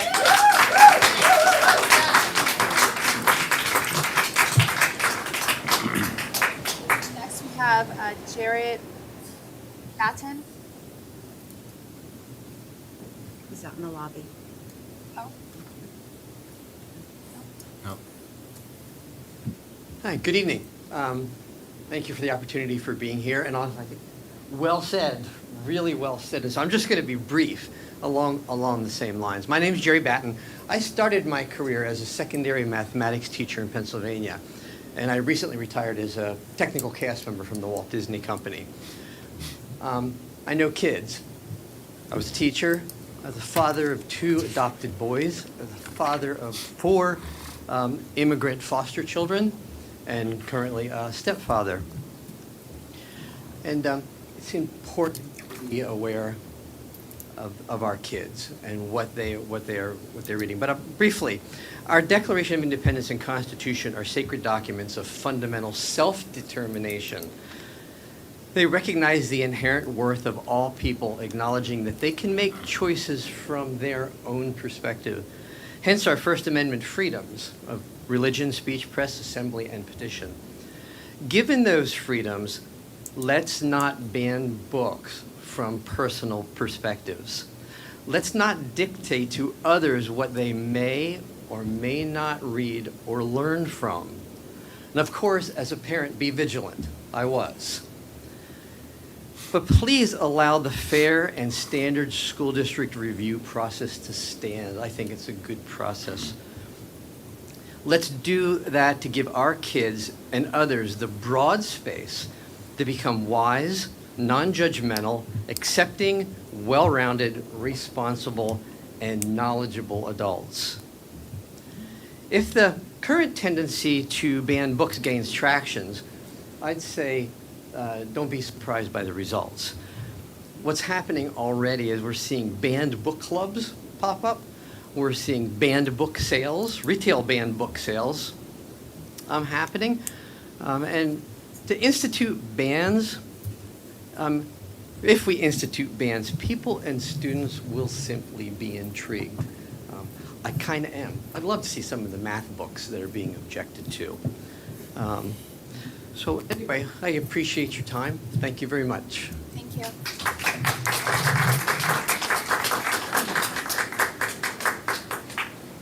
Joanna. Joanna, help me. Joanna Abby Newman, 1013 Nash Drive, Kissimmee. So good evening, all. Let me just preface this speech by defining liberty from Oxford Languages for you all. Liberty, the state of being free within society from oppressive restrictions imposed by authority on one's way of life, behavior, or political views. As a full-time corporate working mother of 2 children, disabled Air Force veteran, here's my proof, and a military spouse with a husband who recently served overseas on deployment in Africa for a year, I am deeply offended at the proposal to ban any books in the Osceola County school system on the perseverance of liberty. I did not serve this country and continue to serve this country as a household to have an authority body restrict the teachings of my children without the due diligence process we have in this country. I trust the judgment of the Osceola County School Board to allow each specific school to make their own verdict.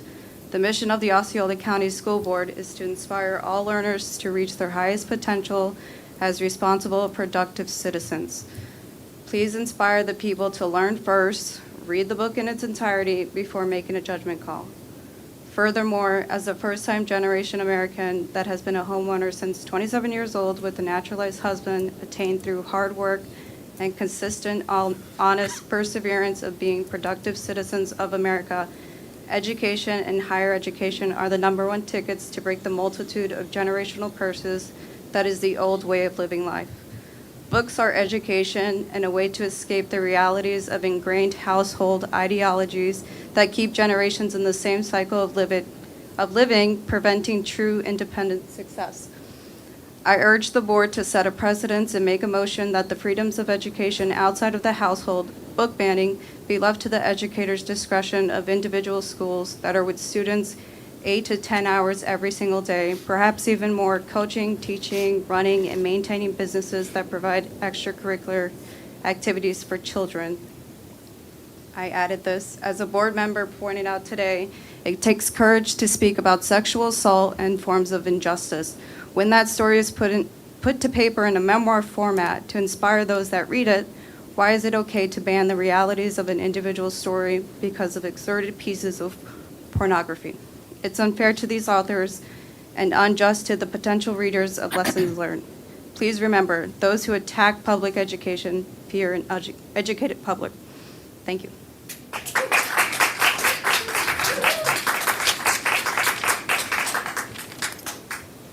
Jill?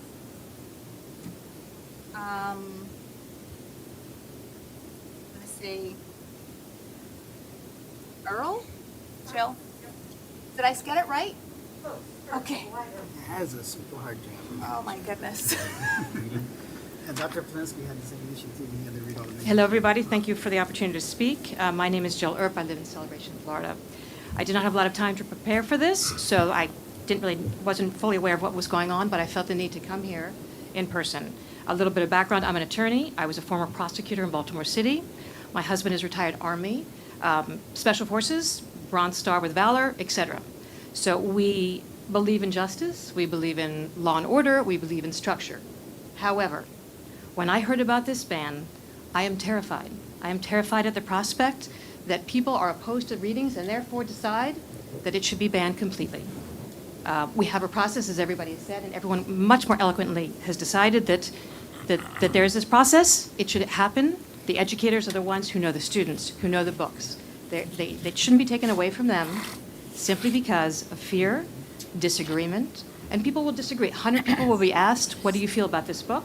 I hear a lot of people speaking, which is not the process here. Everyone should get an opportunity to speak and not be interrupted. In any event, if you ask 100 people about their opinion about the book, you're going to get 100 responses. It's not our job as parents to criticize. It is our job as parents to let their school make the decisions, to read, as you said, they're going to be reading these books. They're going to make the decision.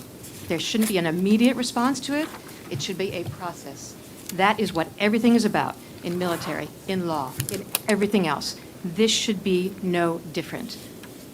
I have 1 minute and 30 seconds. I just wanted to say that it's a slippery slope.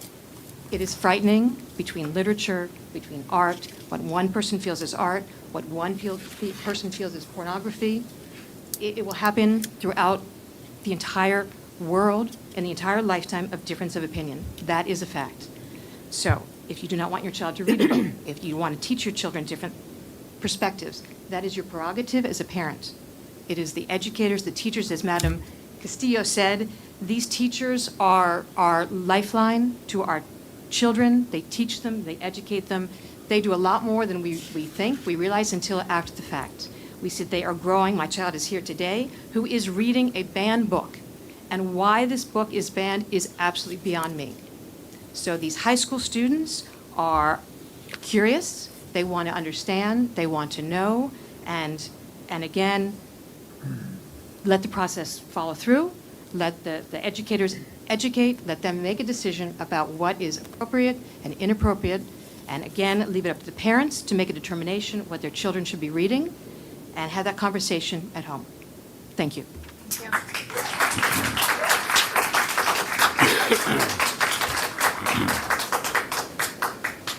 Bethany Dugala, or Dugyala? You are very good. It's Bethany Dogyala. I live at 1115 Celebration Avenue in Celebration. I'm a mom of a high school student. I'm an Army veteran. I'm an architect. That means I went to undergrad for art, and I was friends with a lot of people in the LGBTQ community.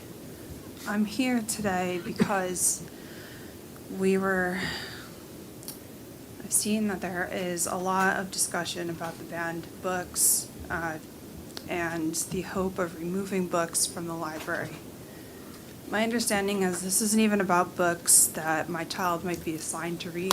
These are books that would be available to her in the library. I wish I could do a side note and say, my daughter's English teacher, she needs more books in school.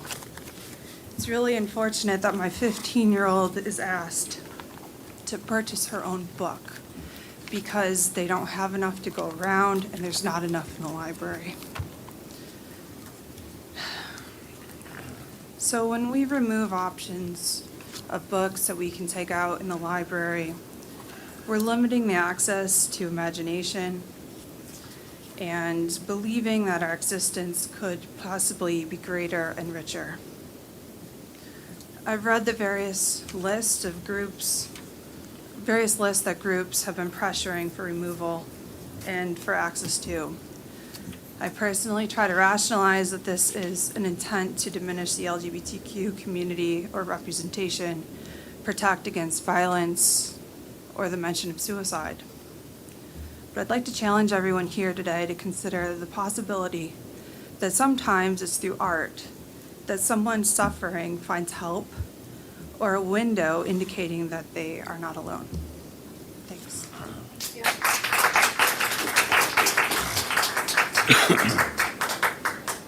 Ann Gunderson?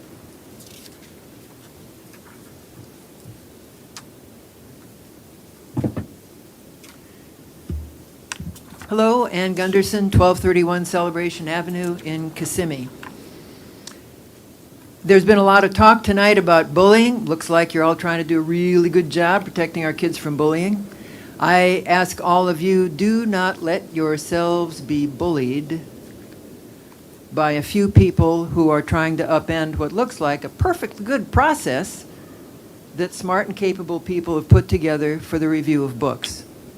This standard process you have, my understanding of reviewing books, it needs to be followed instead of the school board acquiescing to individuals or organizations who are demanding in a business meeting that specific books be banned or taken out of the library or whatever step on the slippery slope you might want to be describing. Bullying doesn't belong in this room. Bullying doesn't belong in our schools. Bullying doesn't belong in our libraries. I'm here as an individual with some neighbors of mine. They're the people I've been applauding. We are not part of any big organization, one with perhaps a $300,000 annual budget. Nope, those aren't my peeps. We are individuals, we are taxpayers, we are residents of Osceola County who care about our country. We care about the freedoms and the liberty we grew up with, which means the right to pursue ideas and become a thinking adult. And the more we try to, in quotes, protect our children from developing their abilities to think and examine life, especially the tough parts. Whoever said that America wants sissies for adults? We cannot have sissies for adults who will look at life. Oh, I didn't know that that was going to happen. Oh, I don't want to look at that. Oh, I don't want to see those conditions. They're all around us. And the stuff that's been described here this evening about what school kids are having to see, good grief, it seems to me a paragraph in a novel from an award-winning youth novelist that happens to indicate that, good Lord, teenagers might be having sex. That personally seems to me to be the least of their problems today. With everything that's been laid out here, with violence, with bullying, who knows what's going on in the woods, you can't even trust KFC anymore. So do not be bullied. There is an award-winning youth novelist. I never usually read youth novels, but she seems pretty interesting. Meg Medina, Latina author of books for kids of all ages, New York Times bestselling author, and a Newbery Award winner. And she wrote, "To pull books from a school library because of the discomfort they create in adults is a recipe for disaster. It erodes the trust and undermines those brave enough to name experiences that are difficult and real." Thank you very much.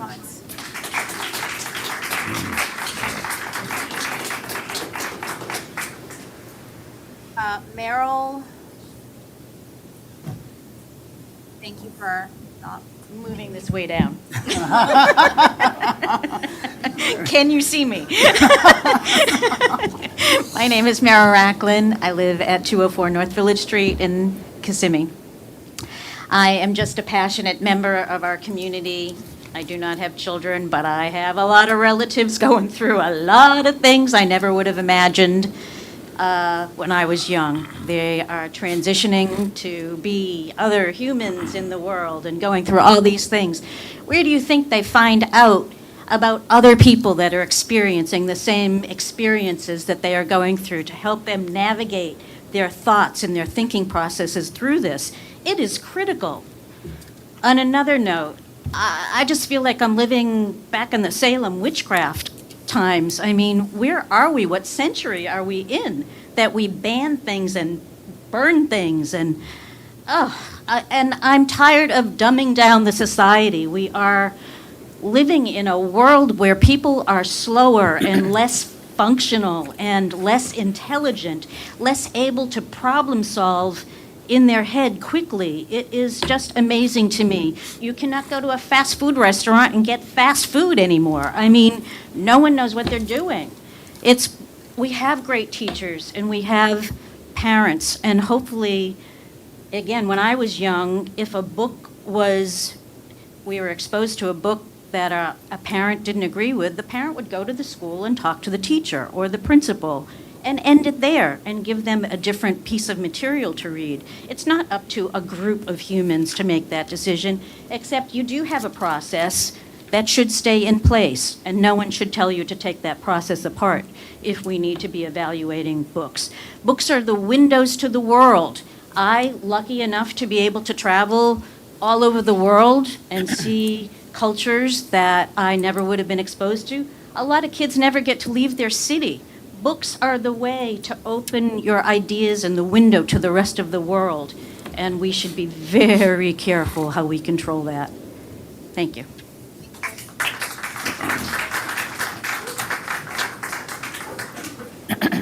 Next we have Paul Dunlap.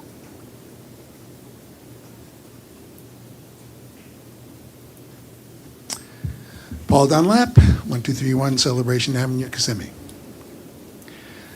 I just want to go on record saying I'm for mothers, I'm for liberty. Heck, I'm even for fathers and freedom too. But what I'm not really for is parents abdicating their responsibility to a governmental body. That is something I'm very against. That is what is called creating a nanny state. And that's a phrase that's been around a while. And I know many people are against the nanny state. I can't think of anything more nanny than deciding for a parent what their child should or should not be reading. And to underline it, these are books that aren't assigned. These are books that are just there. So the parent needs to be involved with that child's being able to read those things or not. It's not your duty to decide for them. It's their duty to decide for their children. I came in here, this is the first time that I've been in this building, in this room, and I noticed the inscription on the wall. You even had it on the screens when we started. It said, "Inspiring all learners to reach their highest potential." That first word, inspiring. Do you think you're going to inspire children by banning things? Is that inspirational?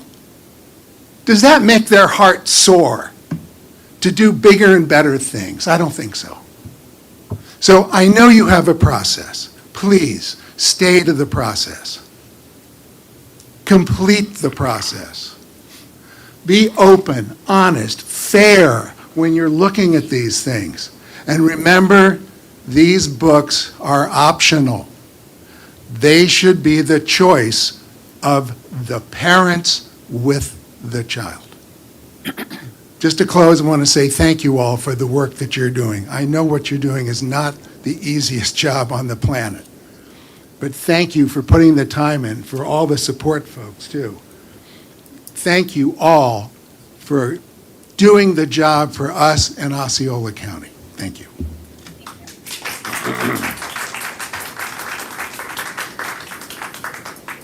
Dr. R. Lawrence Johnson.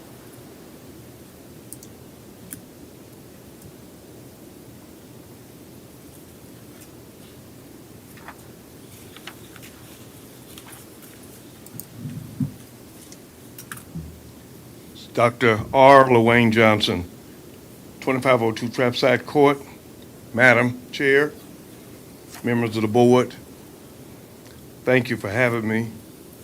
The banning of books, it's a case of everything that's old becoming new again. The Catcher in the Rye, The Grapes of Wrath, The Color Purple, To Kill a Mockingbird, Strange Fruits. All a literary history that almost wasn't or weren't. History is not there for you to like or dislike. It's there for you to learn from. And if it offends you, even better. Because then you see you're less likely to repeat it. It's not yours to erase. It belongs to all of us. Out of Darkness, Looking for Alaska, Me, Earl, and the Dying Girl, All the Boys Aren't Blue. You see, it's been a recurring theme here in the Republic, democratic society of ours. These cultural wars have distracted us from the real issues that impact people every single day. This is not new. The true and real issues are COVID-19, unemployment, inflation, homeless and suicidal veterans. Those are the issues.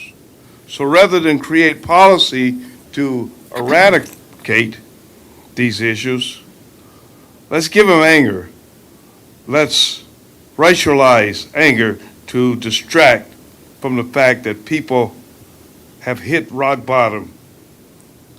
I lost 28 members in Iraq, or rather Saudi Arabia, to a Scud missile attack, fighting for the very freedoms that is proposed to be taken away from us.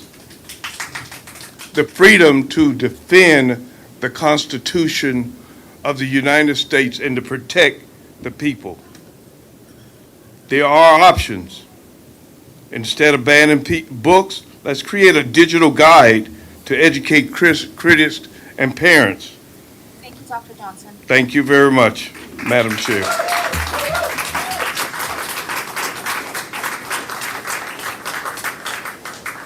Chris Fontenot?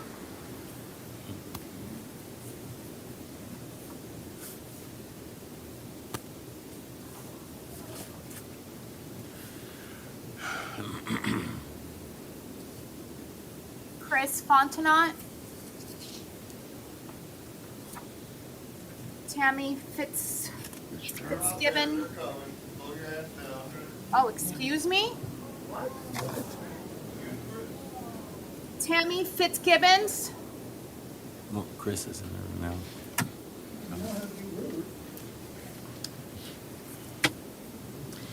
My name is Tammy Fitzgibbon. I live in Kissimmee. I'm going to read another book called Tricks. It's getting late. Don't want to get busted. He stands, looks down at himself and the bed, but not at me. Why won't he look at me? We better clean you up. You might want to wash the sheets. You're not on your period, are you? No, not for... Now I notice how in front of him is splashed with red and the crimson stain flowering on my bed. My face burned and it's not my period. How could he not know that the first time can make you girl bleed? The straight sex has come straight routine, something I can shut myself off from. But now Jerome wants other things. Let me watch you touch yourself. Creepy things. Did you know guys like to use vibrators too, like this? Downright disgusting things like your period, like the taste of that blood. I hate Oscar too. He breathes beer and sweet onions, and there is no love, no kindness, nothing but greed to his sex. He grabs my wrists, holds them over my head so I can't move. When he bites my neck and lower, I will wear those teeth marks for days. Stop! You're hurting me. You think that hurts? You ain't seen nothing yet. His teeth close even harder, and his hand squeezes my arms like a vice. And now his knees force my legs apart, and there's no pleasure in what he's doing down there. Only pain, bruising pain. I give myself to the morphine shroud, denying the pounding between my thighs. Something makes me look towards the door, and Byron stands there staring. Before we go in, we should talk about what you want and how much that will cost you. You want me to pay for it? He pushes me inside. I don't pay for sex. Even if I did, I wouldn't pay for you, junkie bitch. He's all predator now, and I'm on me. Scream, but his hand is already over my mouth. I shake my head, look at his eyes, the woof and the mayhem on his mind. He takes me down. So, okay, give it to him. I go limp. No, he screams. Fight, you goddamn whore. Fight or I'll kill you. No fight left in me. Fuck me, kill me, don't care. He wants both. His penis stabs me. His hands lock around my throat. Air, no air, black. The look, but don't touch rule. Our 2-for-1 fee is $300 an hour, plus tips. For straight dancing private, lap dances are $20 per song, girl on girl, and action adds another $100 to that tab. Now you tell me this bullshit is in our schools. Do you people see this? You think this is okay in our library books? Go look at me, look at this. I would like you to not, can we not address other people in this? Do not, please, thank you. This is a guy stuck in another guy's dick. Come on, guys. Order. No, they said don't. Can we please? You think this is okay in our schools? You have issues. Okay, I need order, team. Guys.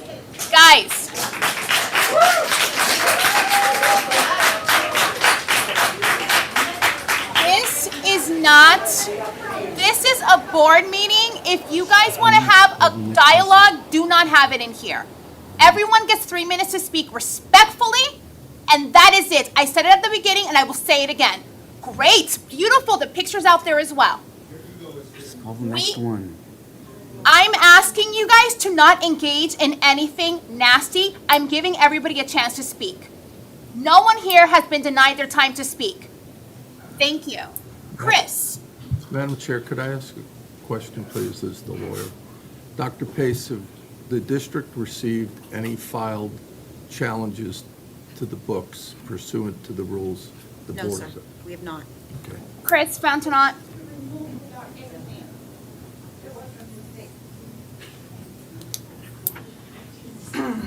That's a tough act to follow. My name is Chris Fontenot, 1060 Gary Drive in St. Cloud. And I feel like I need to make something perfectly clear. Nobody is advocating for book banning, okay? What we advocate for is age-appropriate content in school libraries.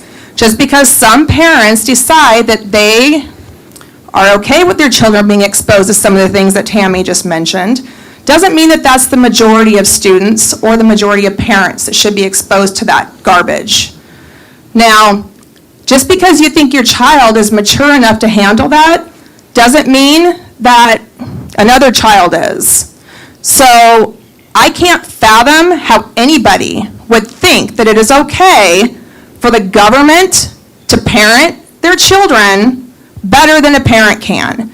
It is not up to the school to decide that this business is okay. And let me tell you what, the reason that none of these books have had the proper whatever procedure followed to have them challenged is because they never should have been approved to be in schools in the first place.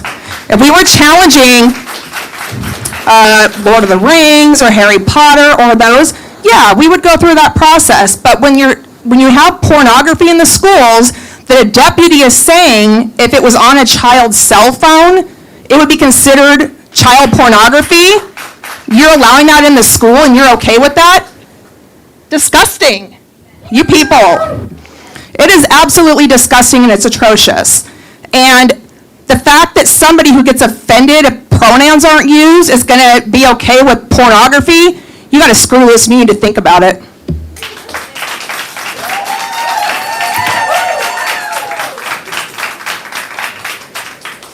Dr. Casmore Shaw. Thank you very much, Madam Chair. Good afternoon. I came here this afternoon to address this very subject that has just been broached. Most of what I wanted to say has been said. But I'll read just a little bit. I'll pre-say what I have written here. My address is 3401 Pine Ridge Circle, Kissimmee, Florida, 34746. It is not an exiguous problem when we ban or remove books. We compromise our children's education and development. Books foster development physically, socially, and emotionally. Books can give children a glimpse of what the world far beyond the one they see every single solitary day. They not only show us what is possible, but they challenge us to rethink what we know and therefore what we imagine is possible. Furthermore, exposing children to books that serve as a window or serve as windows and mirrors encourage them to seek out more on their own so that they can keep reading and learning about themselves, others, history, and the world outside their home. I'm going to pre-say that. What do we achieve by insulting our kids from uncomfortable truths? Likely, they will learn them eventually, and if they don't, then we have failed in our responsibility as parents and educators. The truth can be hard. These challenges pose a threat to freedom of speech and choice, freedoms that Americans hold dear that are worth standing up for. And, Madam Chair, this is downright mercurial and borders on fascism. Thank you very much.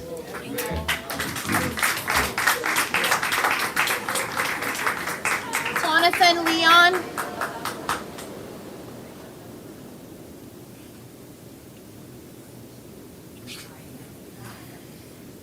Hello, Jonathan Leon, Beaumont Avenue, Kissimmee, 34741. I'd like to say a few words about the recent attempts to remove books from our school media centers. For some time, there has been an SDOC policy that allows parents to challenge whether a book in their school's media center is appropriate. The parents that have spoken out recently and urged the school board to pull specific books don't want to follow the policy and challenge the books at the school level because that would require them to actually read the book they're complaining about. Another possibility is they don't actually have children attending the schools where these books are available. In that case, they're attempting to police what other people's children can read. These books are available to high school students. In fact, the book that you just heard mentioned, Tricks by Ellen Hopkins, is only available in 3 high schools, nowhere else. None of the books mentioned specifically at the past 2 meetings are part of the curriculum. Rather, a student would have to go to the library and choose to check that book out to read in their free time. The portions read aloud at a previous meeting were taken out of context of the narrative. There are Bible quotes that would be similarly shocking if taken out of context, yet the Bible is also available in our school libraries, though thankfully no one has attempted to remove that. These book challenges originate with groups such as Moms for Liberty, a far-right group with a website that boasts a list of over 100 books that they would like to ban, many of which are about LGBTQ persons and people of color. If we do not stand behind our outlined procedures regarding these recent book challenges, it will only make it easier to ban more books in the future. Like it or not, our children live in a world where questionable content lies at the touch of their fingers, right in their phones, in fact. They hear worse on the bus, on their favorite TV show, or on Spotify. The least of my concerns as a parent is that my son will read a book by Toni Morrison or Alice Walker or Judy Blume and learn a little bit more about life from one of the great minds of our time. To close, I'd like to read a letter from a student at Toho High School who wished to remain anonymous. They write, "The harsh realities such as book challenging, banning, and censorship have taken what home and voice is left for some of us. By doing these things, you are stripping away any sort of voice or freedom an individual has through books. By limiting what an individual can read, you are limiting their room to grow not only academically, but as a person as well. I urge you to please follow procedure and not be bullied by some very vocal board meeting attendees. Thank you."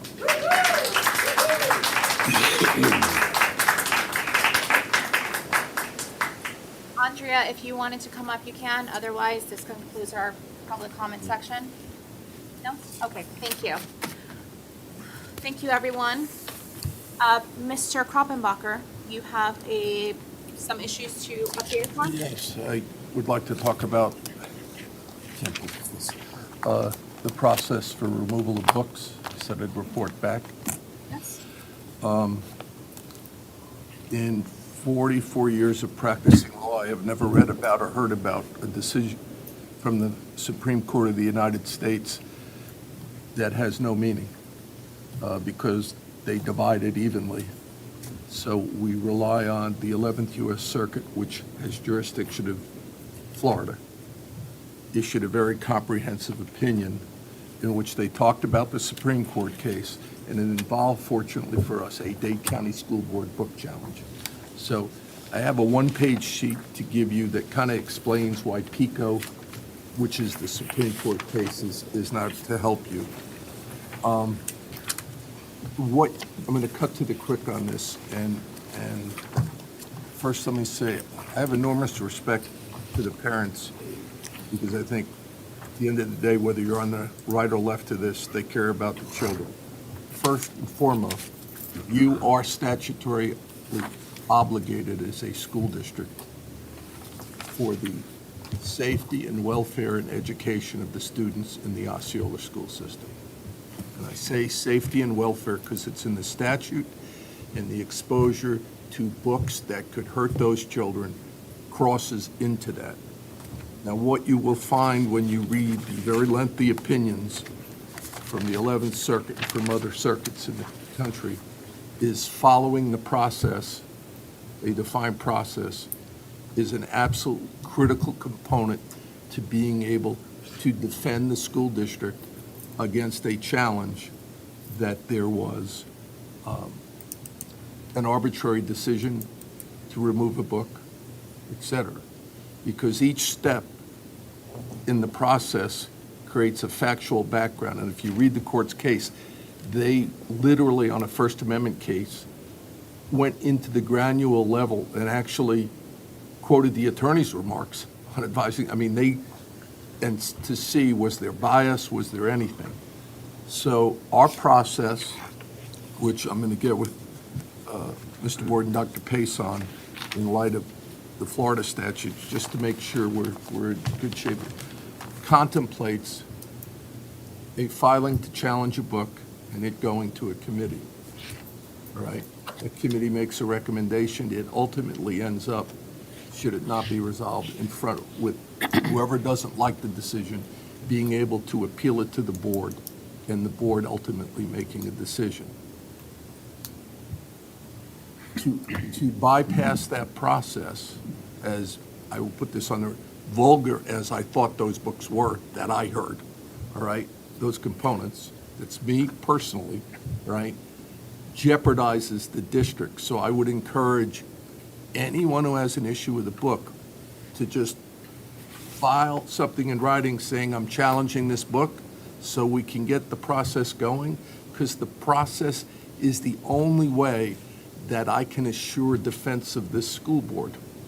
Now, I also understand in communications with Dr. Pace that as it relates to librarians, media specialists, the state is going to be coming out with training for them, and superintendents have asked for them to do it sooner than later. Am I right, Dr. Pace? Yes, sir, that is correct.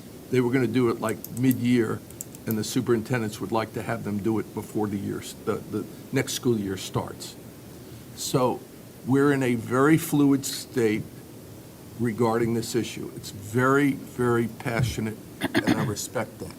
I have not heard people say, just ban books. I've heard them say, you need to look at these books to decide if they're appropriate or not, which is ultimately the board's authority to do. I recommend, please follow the process, because you saw tonight, there are such passions on these issues that the likelihood of a lawsuit will in fact occur if we don't follow a process. And then, as your lawyer, I've got a court looking going, what process did you follow? You just arbitrarily decided to act. So I am encouraging everybody who doesn't like a book, file a challenge.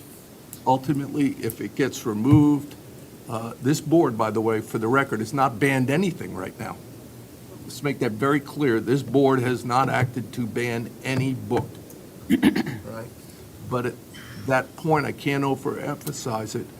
Should an appeal come up and the board be evaluating whether to ban, and they can ban, if you read these cases, for something that is determined to be pornographic, or they can ban something that is determined to be untruthful as to the factual teachings that have to occur. For example, if you had a book that said, no, 2 + 2 doesn't equal 4, 2 + 2 = 5, and follow my math. As absurd as that sounds, that's wrong, and you could remove that book if that's the nature of the book. These are very complicated, substantive issues, and the only way to protect everybody, that side of the room and that side of the room, is to have a process that airs it out, looks at it carefully, and decides.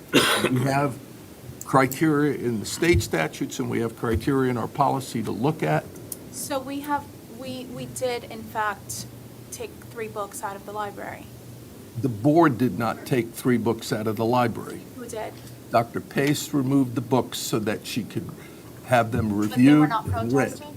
3 or 4? It would go under the I thought it was 4. 4 books? The 4 books that were raised to the level of concern at the last board meeting, and speaking with Mr. Kreppenbacher, we felt like we needed to go ahead and initiate the review committee. Rather than start at the individual school level, because of the community-based concern, we raised it to the district level. And the first step in that process, once a committee is formed, is for members of the committees to read the books. So we've been gathering the books from our media centers in the district. We're trying to borrow some of those books from other districts. They're on Audible. I have them if they need them. So as It's 2 to credits. provide that process. Ms. Jarrett has already identified some volunteers for the committee. We're recruiting now some SAC members so that we have parents included and students from a couple of our high schools, and then the committees will begin the process. And Madam Okay, Chair, so going forward, your light is on, but I don't have a light, so that's why I'm asking questions. I Going will recognize you in a moment. forward, I'm going to have a form ready at the next meeting, and if somebody has an objection to a book, I'm going to ask them to fill that out, so we are starting the process the minute we hear it at this board meeting. Okay. Yeah, that's my question. Nobody went through the process of the other books. I support they your did come to a decision meeting. because, That's how I, but we were That's a just, process. we're here saying that if we don't follow the process, we're opening ourselves. well, let me see. We heard some stuff that was alarming enough to the superintendent that she wanted those books reviewed. I believe the superintendent legally has the authority to invoke that and say, I want these books reviewed. But as people come forward and identify new books, it is my position to the superintendent that I will ask them to fill out the form so that we really start in the process from step one. You can shake your head, you don't like it, but guess what? Read these cases and see the kind of damages, and I'm not going to risk taking money away from the kids in the school because we do something that a court procedurally doesn't like, all right? This is about everybody wanting to protect our children. We want them properly educated with the proper material for their ages. I know no one who disagrees with that, all right? It's ultimately this superintendent's responsibility and the board's to assure that takes place in this district. So that's my say for tonight. No, John's first, and then a John, challenge? Julius, and Robert. Yeah, so the question here is not about book banning. It's about when and how sexually explicit content is appropriate in a public school setting, right? So that's first. We should be able to agree on that, right? Because that's what this is. We're not talking about, somebody mentioned the book, The Color Purple. It was one of the few books I actually read in school, at least a couple of chapters. And I remember it. And it was, at that time, extremely, as someone mentioned, it was inspiring, it was impactful. Enough that when they mentioned it, I remembered some of the quotes from that book, right? But this is what we're talking about now. This is not The Color Purple. This, out of context, this is basically, these are images from the book that was one of the books that's pulled. Hold on, sir. Is it required? Hold on, sir. Is it? So here's the issue is this. Hold on, everyone, please. Okay. So I went through the law, okay, and myself, and one of the things that they talk about is statute 847.012, which is basically the description of pornography. Okay. So if we're going and what they use in the case, they talk about obscenity. And pornography is one of the instances argued in the case, okay? So this is not The Color Purple. This is not the high watermark of literature that we're trying to take away from our kids. That's not what this is. Let's be honest about what the situation is, okay? And this is not going to teach anybody. This is not what somebody's going to remember, when they're 47 years old saying, oh, I remember this quote, okay, from The Color Purple. This is just pornography in our schools. That's what this is, number one. Okay?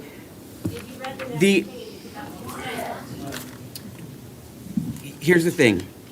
Okay? I want to take...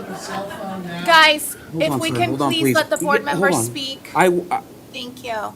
I want to acknowledge the fact that the concerns, okay, that some of the people in the audience have is legitimate, okay? But we're not, in the end, in order for, as a community, to come together and be able to agree on what we should have in our schools, we have to be honest about these definitions, okay? Are we going to allow any book under any, whether it has pornography or it's obscene or whatever, go to any child, right? We have to start somewhere, okay? And in the end, okay, you have to be 18 to buy cigarettes. You have to be 18 to buy pornography. But if you go to a public school right now, you can pick up pornography without showing an ID, okay? And without showing any identification, without showing any reason, without having permission from your parents. And in the end, someone said, let the teachers decide. First of all, the teachers don't want to decide for your kids this stuff. The teachers want to teach. The teachers don't want to be parents to your kids, okay?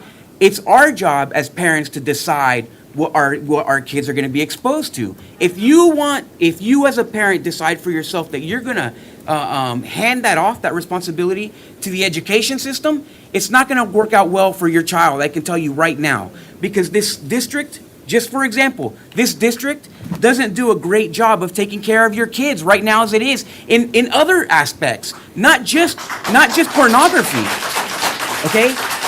We have kids coming here and they have abuses. Like the attorney mentioned earlier, right? That these kids came and that their allegations may not be founded and whatever.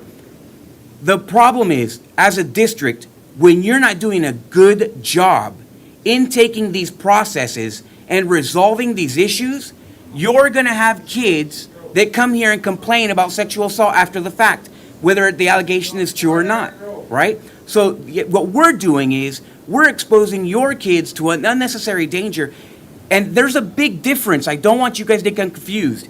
If you have a cell phone, okay, what your child looks on his cell phone that you provide him is between you and your child. It is not about the school. But what we provide to you, paid with public tax dollars, should be of a different concern, and we should be protecting our kids. And pornography is not protecting your kids, okay? So this is not about a political issue. This is about literally not private. And what age? Because I think that we may have even had this in middle school. So that's a serious problem, okay? We're not going to let the schools. Here's the thing. We talk about processes. The law is already here established, okay? Whatever the board comes up with on its own, in its great wisdom, okay? In the end, somebody's going to get sued. If we don't take these books out, any one of these parents that has a problem with it can sue the district, and now we're going to be held to this law case. It's not going to be about the process. They're going to sue because we have pornography in our schools. Okay, guys, thank you. Mr. So here's the thing. Another parent mentioned dumbing down society, okay? What's dumbing down society is being dishonest, right, about politics and agendas in our schools. If you want to know why our kids are being dumbed down in our schools, it's because instead of buying math books, we're buying books like this, okay? This is not what we should be arguing about. Your kids are not performing well in our schools. Our schools are not performing well right now, even in our state, in our own state, okay? And if you're a person of color, those scores are tragic.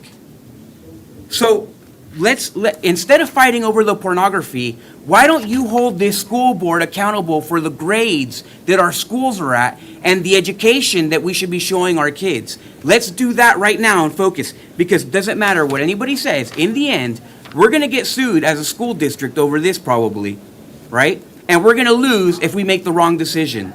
That's clear. Okay. But the bigger tragedy is us not fulfilling our duty to your children to educate them. And that's what everyone should be concerned about. Thank you, Mr. Arguello. Mr. Melendez.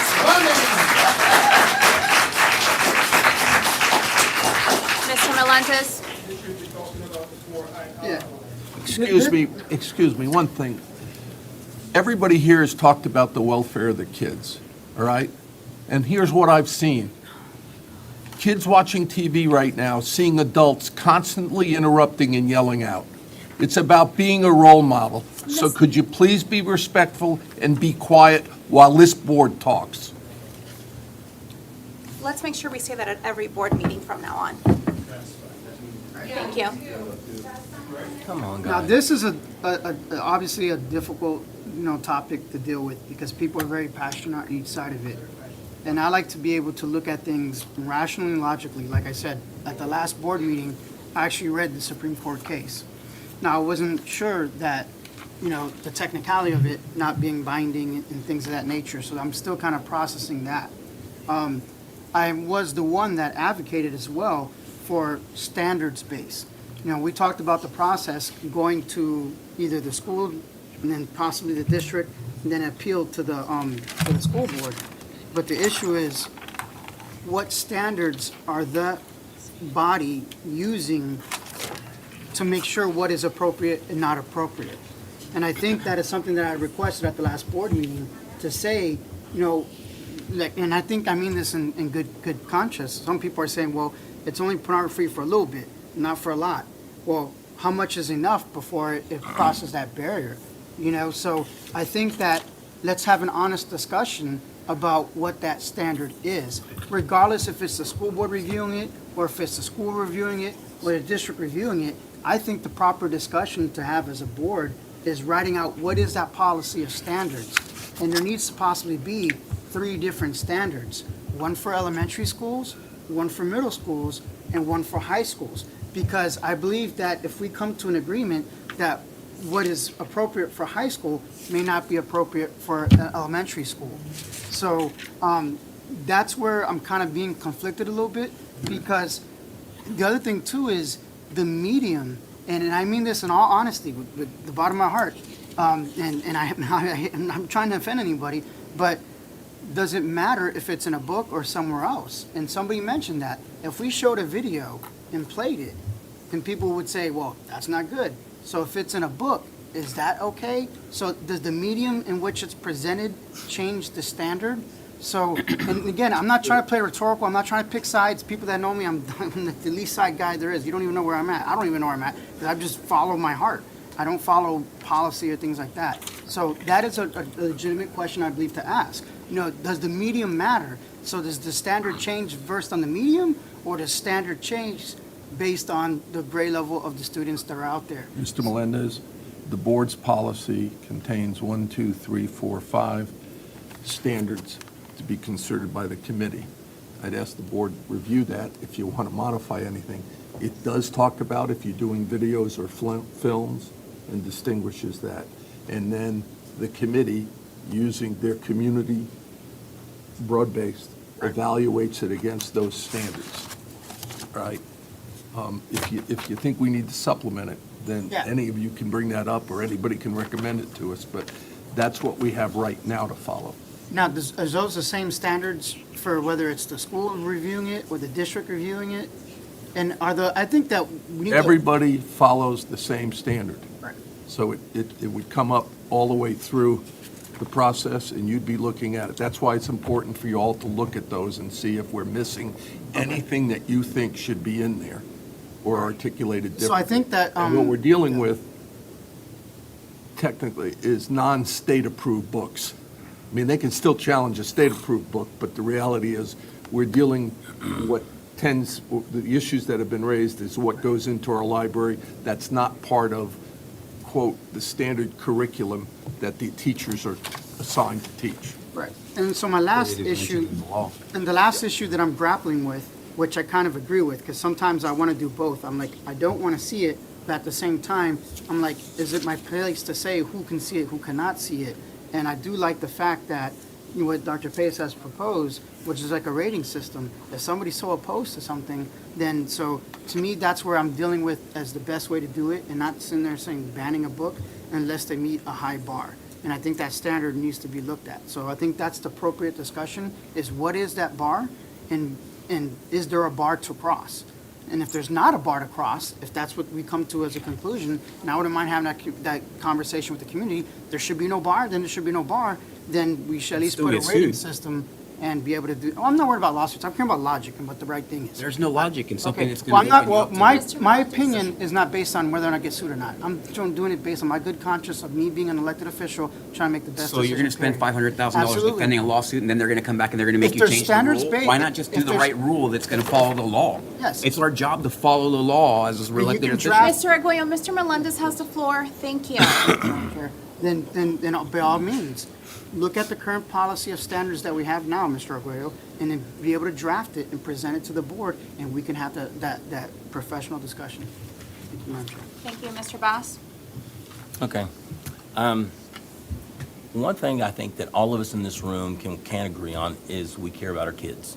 We may disagree on how it's being accomplished, but I think the reason we're all here tonight is we care about our kids. At the last meeting, when excerpts from the books were being read, that was the very first time ever I had even heard of these books. That's untrue. That's untrue. The first time that I heard these excerpts was the first time I had heard of the. I read it at the meeting prior. Mr. Never mind. Mr. Never mind. Bass, No, Mr. I have Bass, nothing you to have say. the floor.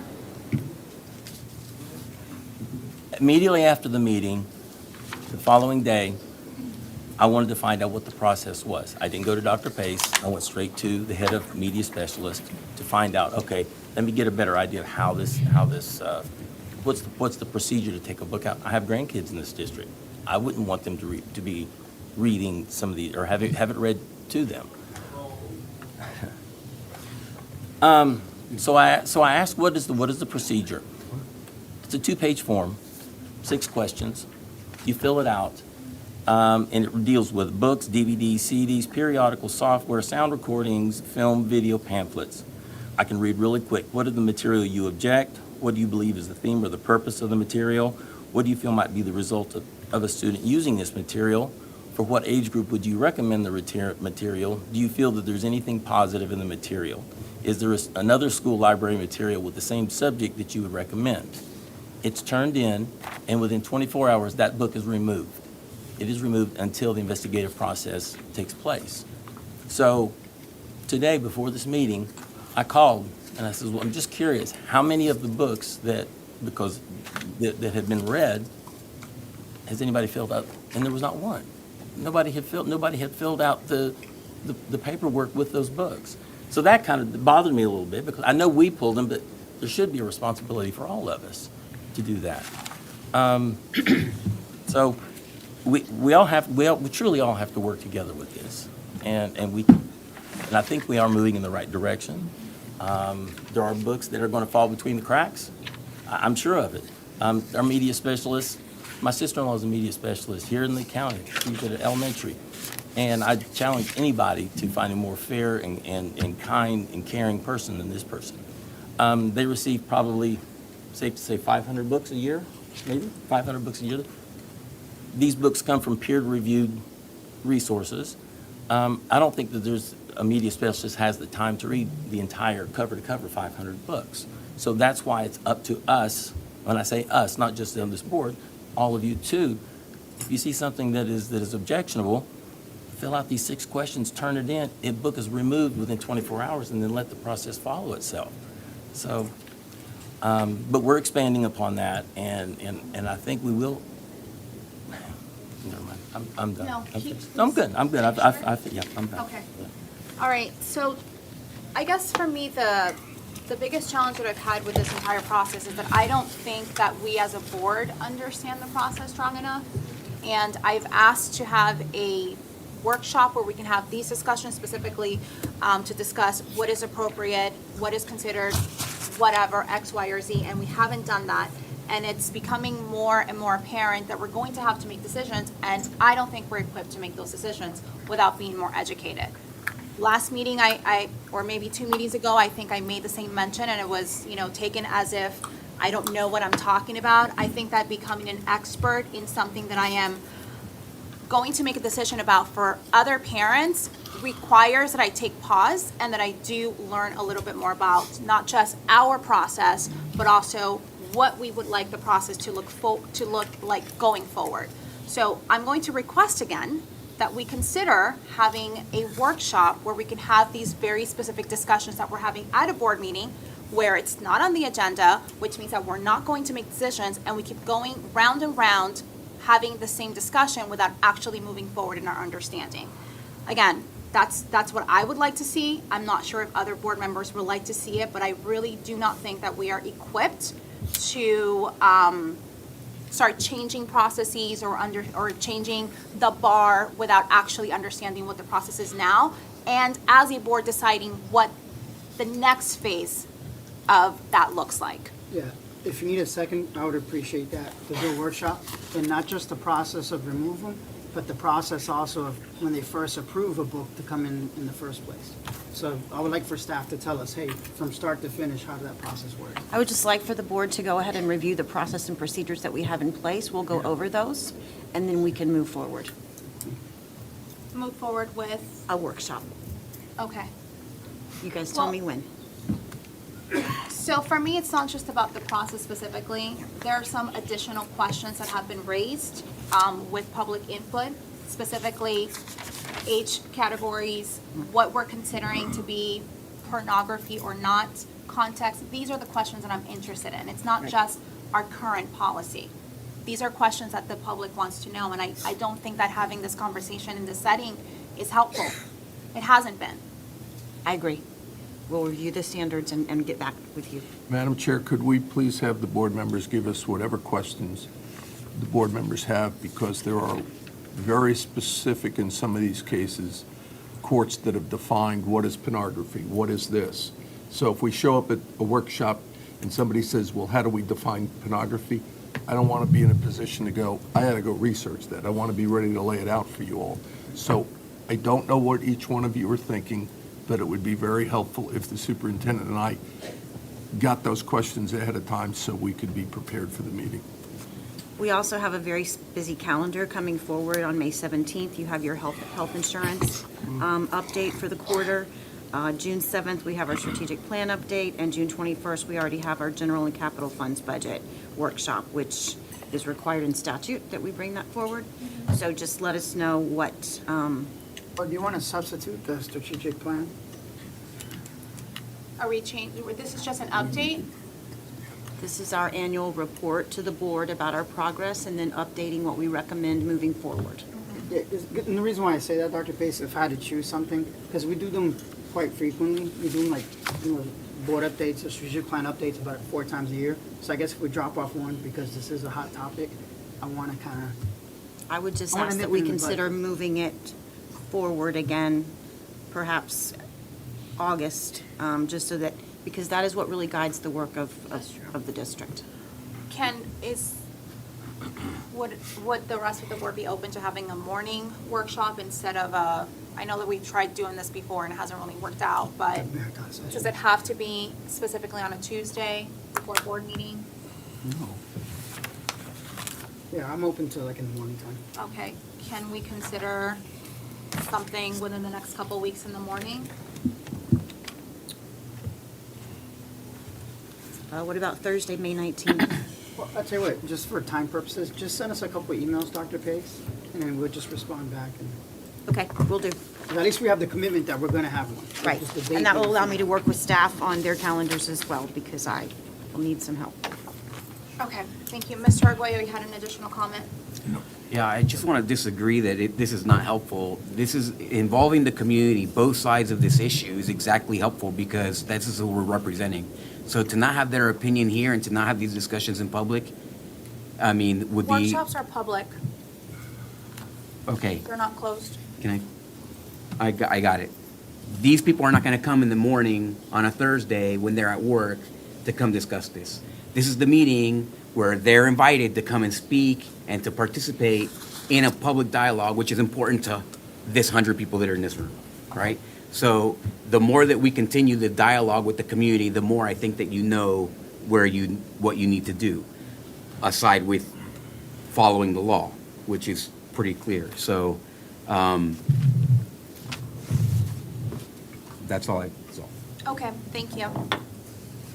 What other updates do you have? Members of the board, with regard to American classical and I'll pass out a letter that we received this week. It is from American Classical Charter to the Florida Department of Education, the School District, Osceola County, and the Joint Legislative Auditing Committee in Tallahassee, effectively identifying a financial emergency we are responsible for, and I'll prepare for the superintendent to notify, in response to the statute, what, if any, assistance we've provided. We have provided assistance. Let me clear for the record, they weren't given any one-year period to do anything. As of this week, their latest financials came in, and they are worse than they were previously, according to our financial advisor, or pardon me, our CFO. Additionally, we have a number of issues, both academically and safety-wise. That said, I contacted the lawyer for the landlord who has filed to evict the charter school and confirmed his understanding, but I'm confirming it in writing to make sure that we can clearly represent it to the state, that Dr. Pace's intervention with the landlord has had the landlord agree that while they may get an order to evict, they would not implement that until after the school year ends, so no students would be impacted during this instructional period. And I believe the year ends, Dr. Pace, mid-May. May 27th. Okay, May 27th, sorry. So that's giving you an update on this. We are scheduled for a hearing on June 28th and 29th. We have sent them out discovery, and I will keep you posted regarding that matter.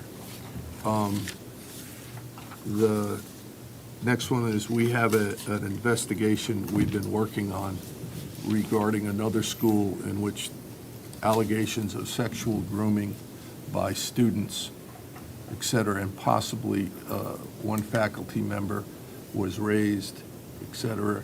I contacted the Florida Department of Law Enforcement when that was brought up to me and asked them to investigate, because I don't have the authority to go get cell phones and look at text messages, which they do, and emails, et cetera. They advised me that they are coordinating with the Osceola County Sheriff's Department. I learned that there is an Osceola County Sheriff's detective involved. I will keep you posted as to what develops in that. But I contacted FDLE because I have been involved with them, and they have experts involved in knowing grooming, sexual trafficking, issues of that kind.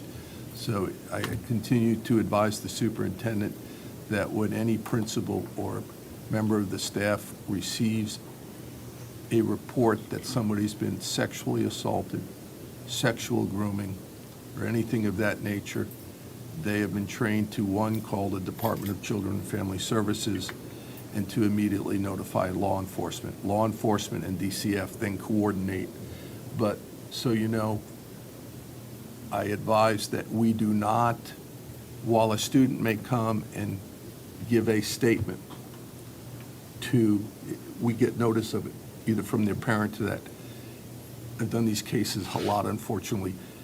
I do not recommend that anybody on our staff, once that reports come in, interview the student. In those cases, you rely on experts. They will tell you that it is not good for a young child to be interviewed multiple times when they've been the subject of abuse. And so there's a whole process that we go through. The key is immediately reporting it that day, that moment, because that potentially prevents an abuse that might occur that night if you waited to the next day. So just giving you an update on that. And then, Madam Chair, members of the board, I would ask that following the next school board meeting, we have a closed shade meeting regarding litigation involving Cigna Insurance. In that meeting, I have to put this on the record, would be the members of the school board, the superintendent, myself, the CFO, and we would be reviewing litigation strategy and/or settlement discussions regarding the lawsuit the counterclaim we have against Cigna and the matter involving Cigna's challenge regarding health insurance that's pending both in Tallahassee and there's one in Osceola Court. That's all I have tonight, unless the board has a question. Board? Thank you. We do not have any unfinished business. Mr. Melendez, you had 3 items under new business. Yes, Madam Chair. One of them is the Osceola Prosper. I visited OTEC today, and an issue that I'm having is that the website for kids to register for the program, it asks them what school they're coming from, but doesn't ask them what school they're going to. And it's hosted on Valencia's server. So whenever a student fills it out, a lot of folks don't know Osceola Prosper includes OTEC. So I want OTEC to be as a drop-down menu. So when you say, okay, please select your school, but also say, hey, which school would you like to attend? Because Osceola Prosper is a scholarship for both OTEC and Valencia, and I want us to be on equal footing, and I want them to be as a drop-down to say, okay, which school you want to go to. And because the way it currently exists right now, we don't know what school they're going to. And when you hit the submit button, it's going to Valencia, but Valencia's not sharing their information with OTEC to let them know, hey, here's a student that registered on the line. They know that I'm saying I want to compete. I want to try to get some students to go to OTEC as well, or at least let them know that that option is available. So I think that'd be a simple solution. Is to that way Valencia can still host it on their server. But if it says they choose OTEC, but not only that, but if they choose OTEC, it's got to come back to us because we don't own the data. So if they choose OTEC, somebody from Valencia needs to contact us and let us know that, hey, here's a potential student that wants to go there. We can help them out with enrollment. Let me follow up on that, Mr. Melendez. When that information comes in, it goes to our transition coaches who are making information available to the students about both programs, both opportunities, but I will follow up to make sure that we're doing that correctly. Thank you, Dr. Pace. My next item is when the congressman came here last time, he boasted about the ability to help out New York City with a specific grant, and then he said, well, let us know the next school year, what would you like to request? And I have a request. And so one of the requests that I feel, because I'm somewhat familiar with the appropriations process, because it has to stand like the light of day and everything, and it has to be appropriate for the federal government to give money to us. One thing that I believe is appropriate that can stand light of day is our school lobbies. Not all of our school lobbies have been fortified yet against an active shooter. And I don't want to name which one. Well, it's pretty close. You can tell which ones they are. And we have a queue of construction contracts ourselves, but we can't do them all at once because we don't have the money. So I just thought it'd be nice if we're going to ask the federal government to give us some money, then give us some money for that program to be able to accelerate some of those queues and really provide safety for our schools. Correct me if I'm wrong, Mr. Shatera, but didn't a federal grant application just come out that we were going to pursue for that? There's a federal grant, a COPS grant. Ms. Campbell researched it. Typically, the sheriff applies for it, but she says that we can apply, as well as we're also waiting on the previous one that we submitted that Mr. Punch and I hope would do 6 more schools, just depends on the costs. Yeah. I will follow up. And there might be different funding pots. So just the more people that hear that we need this money, the better. And I think it's an appropriate use of funds that it can stand the light of day. Whether Republican or Democrat, no one's going to argue that we don't need safe schools. So if we have that ability to get a congressman to get a line item appropriation, then we should take advantage of that. On top of the traditional grants that exist. I'll follow up. Okay. And then the last item, since we're all really tired, like I already mentioned it before, that the whole healthcare, the contracts are coming up.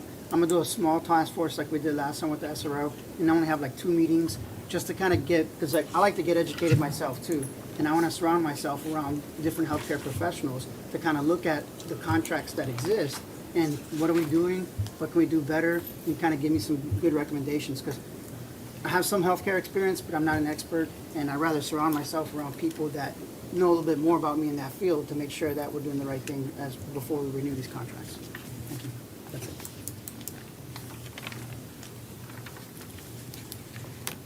Okay. All right, I don't have anybody else under new business, so board members, do we have any final comments? Dr. Pace? No, ma'am. Okay, thank you. This meeting is adjourned.